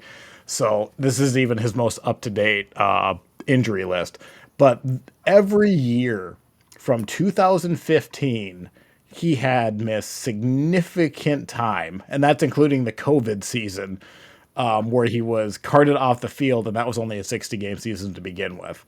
And if you look at the injuries that he's had, some of them are body, soft tissue injuries, things like that, but there's a lot of these that are, he gets hit. He was heading to the teams where Buxton played half the season, missed half the time with a knee contusion and back spasms. That sucks. He missed time to a groin strain and migraines in 2017. When this article was published in 2021, he hadn't even developed the major issue that plagued him for the last 2 years, which he had a knee injury that he altered his batting stance a little bit, and then he had some hip issues, and it was really, the source was the knee, but they finally fixed that, and this year he is finally healthy for the first time since his rookie season. So what I did is I did some fantasy casting, and I went to Baseball Reference, and I just did the laziest type of research you can do. Is I just took what he did. I just looked at it. I pulled his season data, and then I just put everything as if he played 140 games in a season, just so people can kind of see like what kind of talent he had. And I'm not going to tell you they're like outworldly numbers, but I just wanted to point out a few. So on the top of here, on the top of this box, this is reality, this top box. So when he came up in 2015, he was a very light hitting outfielder. He was probably rushed to the majors a little bit, but his defense has always been there. He didn't play that well. He only played 46 games, and again, he did have a knee contusion. If he would have played 140 games, he would have put up basically a game, just one game of WAR. Nothing all that impressive. But you can certainly see a jump. 2016, he does all right. And then 2017 was kind of like the year of Byron Buxton. It's also the 1 year he played 140 games. From there, 2018 was a lost season. He played 28 games, so that was the only like negative WAR season he had. If you go down here, so again, this top box is what his career is actually been. This bottom box is if every game or every year he played 140 games. The numbers that might jump at you, if his actual WAR is 25, if he had just played 140 games in these last, like during that same time, he'd be at a 46 point, basically a 50 WAR player. There are some caveats in there. 2020, ain't nobody playing 140 games. That was the COVID season. So, like, I can understand if you want, but this is what he was on pace for. 2018, again, he only played 28 games, so he would have put up -1 WAR. But 2021 is so sad that we never got to see what he could do because he was on a tear. He was on pace for 44 home runs, 73 RBI, 21 stolen bases, and just 53 doubles. 53 doubles is an outrageous number. So I just wanted to take a couple minutes just to kind of look at how good his peak is and then just what he could have been. Because you're looking at someone who would have put up multiple 5-year plus WAR seasons, and his body just failed him in his 20s. He's only 31 years old. And he's just, God, he's just fun to watch. And people in Minnesota, I feel, just like, I don't want to say like don't appreciate, but it's almost like they get angry at him for being injured. And from what it sounds like, he does everything he can to stay off the injured list. And once he goes on, the Twins won't let him off the injured list. He will run through walls. He will make diving catches at the risk of his health. And it's a shame. So that's my big what if. One of the things, because I was looking at the Twins tweeted today that Buxton had his 100th career steal in today's game. Yep. And I saw that and I was just like, that can't be right. Right. For as fast as he is, for as long as he's been around, I just looked at that and I was like, that can't be right. That he's only had 100 steals in his career. And I think that just speaks to, like what you were saying, that so much of his career has been cut short because his body just failed him. Yep. And now, granted, he's probably not been stealing bases as much recently because of all the injuries that he's had and not, wanting to, take a lot of chances. Yep. But that was just, that was very odd to me. I couldn't believe that he's only had 100 steals. And with that too, like, cause he not only has like 100 steals, so like, again, on my fantasy cast, if he would have just played 140 games, he would have had 190 steals, which is not like, it's not really a lot in the context. The percentage that he gets stealed, I think this is still true, but he has the highest success rate for stolen bases in baseball history. So there is no one on a percentage base better at stealing a base than Buxton. What he also doesn't do is he does not steal third, with the logic being, well, one, he doesn't hit that many singles. So he can take a lot of singles and turn them into doubles. So he's standing on second base a lot, and he hits a lot of doubles. Once he's on second, the logic is he doesn't need to steal third, because if the ball just hits the grass, he's going to score anyway. So why is he going to risk getting it out at a third or getting hurt at third? So he is very like picky on when he steals, but boy, is he fun to watch when he does. yeah. Anyway, I really enjoy watching him. I hope people don't get sick of me talking about him because I think he's a good dude, good player, and it just sucks his body failed him in his 20s, and I hope during his 30s that it does him a little bit better. So that's what I have for the Twins. Orin, who I think we know the trade, don't we? Yeah. Well, as you can tell by listening to all this, there's a lot of regret in this division. A lot of what ifs. Listening to Sam's made me think that, if you're going to trade away young Johnny Damon, you better be able to make a movie about how you replace him. And I don't Yeah. remember that That's true. prequel to Moneyball. So, yeah. The Royals took the opposite approach and just did not replace anyone. Right. No, there you go. As far as the White Sox go, there's two examples that I'm going to bring up. One is the more recent one, and that is the Fernando Tatis Jr. for James Shields trade. And I call it that, even though at the time it was called the James Shields for Eric Johnson trade. He was the major league ready pitcher at the time, and Fernando Tatis was either the second or third most notable player going from the Sox to the Padres at the time.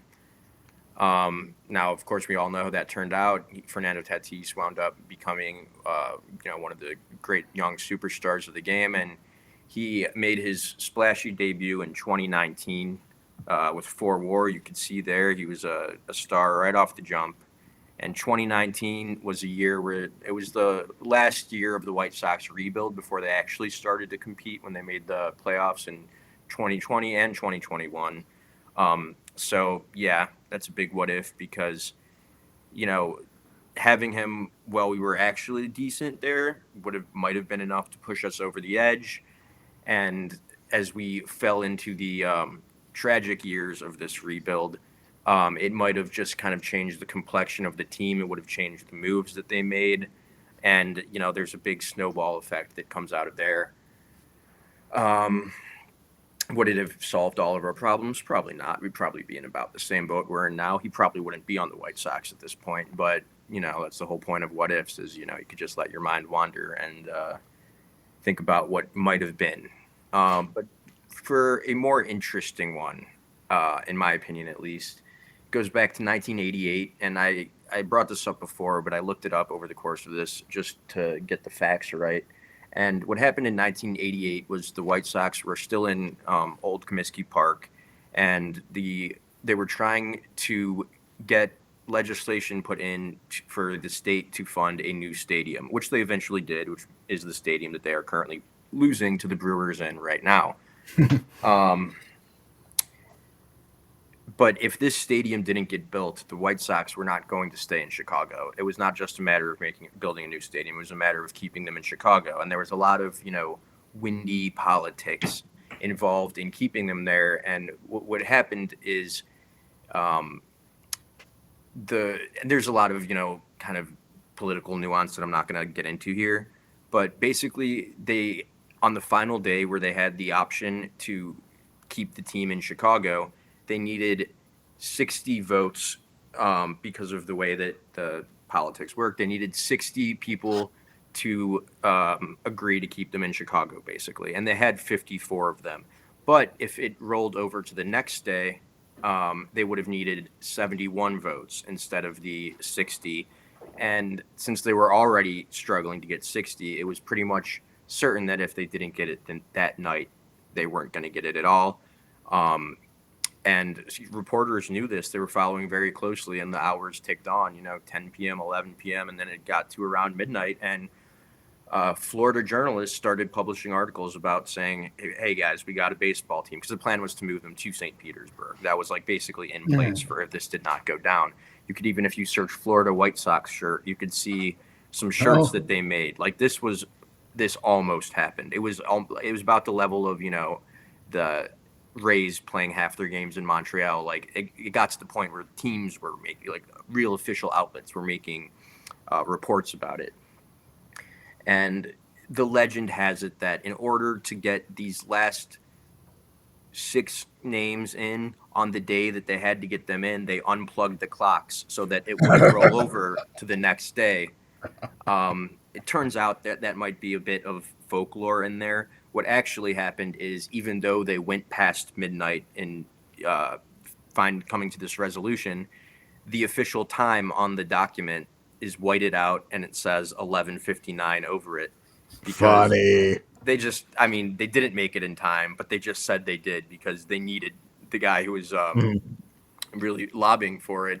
He was saying, look, I need this, and that was the only way to get it done. So very on par with Chicago politics. Again, not to get into too much of that, but it's a notoriously, quote unquote, windy, aka corrupt city. And so it was a very on brand way to keep the baseball team in Chicago. And the big what if of that, it really has some kind of crazy implications, because if the White Sox go to St. Petersburg in 1980, it would have been for the 1989 season, because that's why they built the Trop. They built the Trop in order to get the White Sox to come to Florida.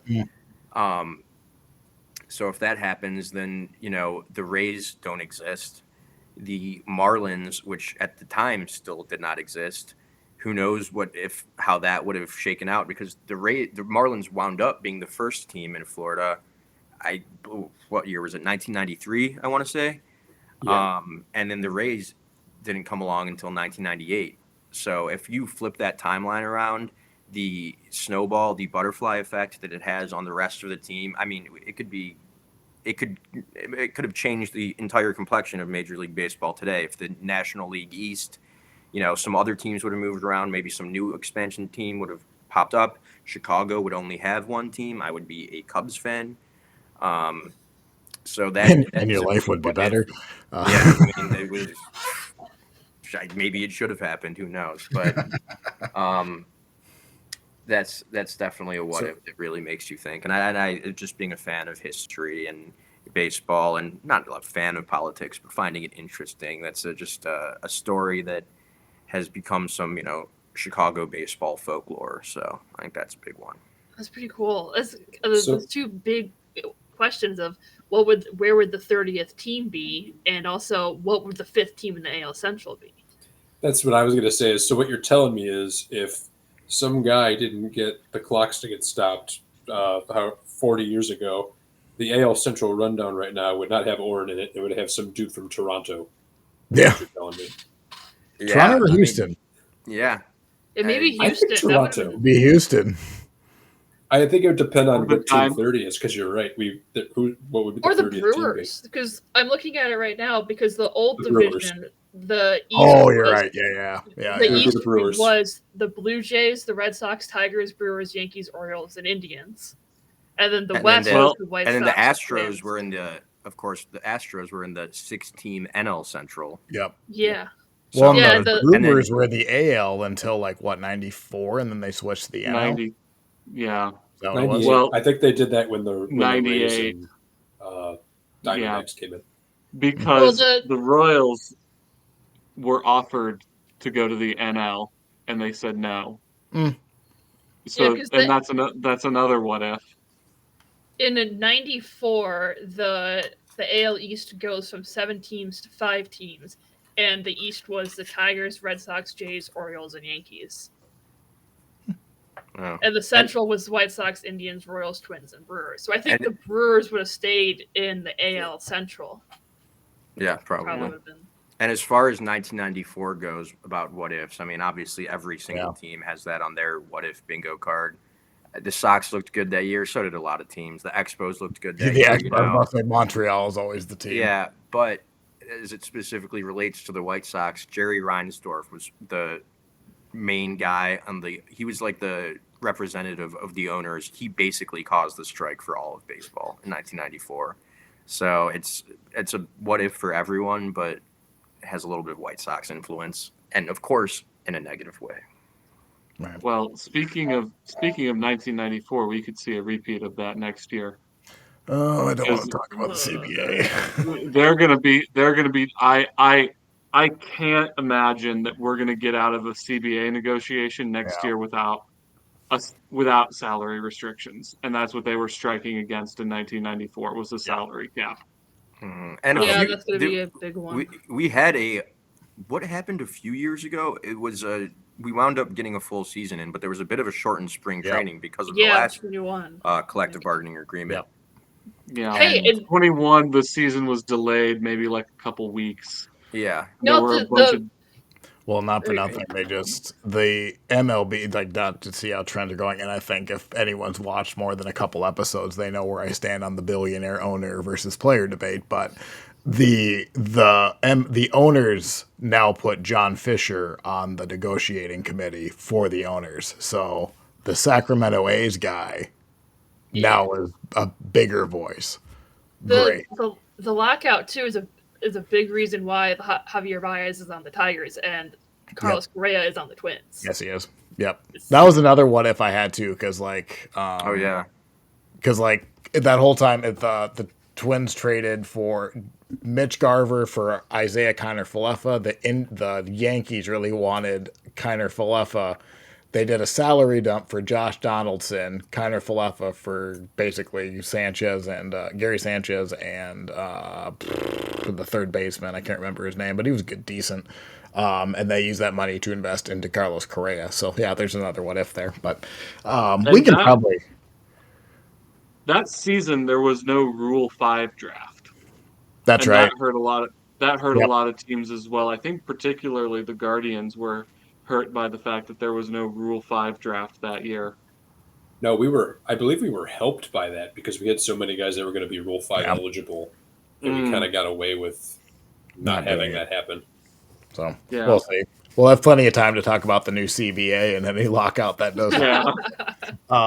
Just wait until next year, folks, and what we'll be talking about while the strike's going on or the lockout or whatever. We're gonna watch a lot of old baseball games on YouTube.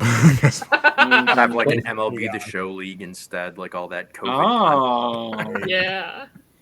Plenty of time to do more what ifs, everybody. If you want to hear more about more Royals draft picks that didn't work out. Be an encyclopedia with this division. So anyway, going on to the schedule very quickly. There's really not that many Central matchups in the next week, so I can do this pretty quick. The Tigers are finishing up with the Astros today. They go to the Angels, Rockies, and Rangers. Guardians finish up with the Twins tomorrow. We'll see if that's a split or if the Guardians win the series. Blue Jays, Nationals, Phillies, Royals finish up with Tampa Bay tomorrow. Go to the Orioles again. Then they play the White Sox for a game of 4. Then back to the Red Sox. The Twins finish up with Cleveland, go to Boston, go to Baltimore, and then play San Francisco. And finally, the White Sox, Brewers, Astros, KC again, and then the Marlins. Which, not for nothing, I feel like the White Sox have had a lot of bad teams in a row. Or am I they haven't played a lot of great teams? No, you're right, but they're still the worst one of them. I was about to say, how bad does this get from here on out? Everybody needs to mark their calendars for July 2nd to 4th because that's when they play the Rockies. It's gonna be like that one Simpsons meme of everyone surrounding the 2 monkeys with knives. It's gonna be like that.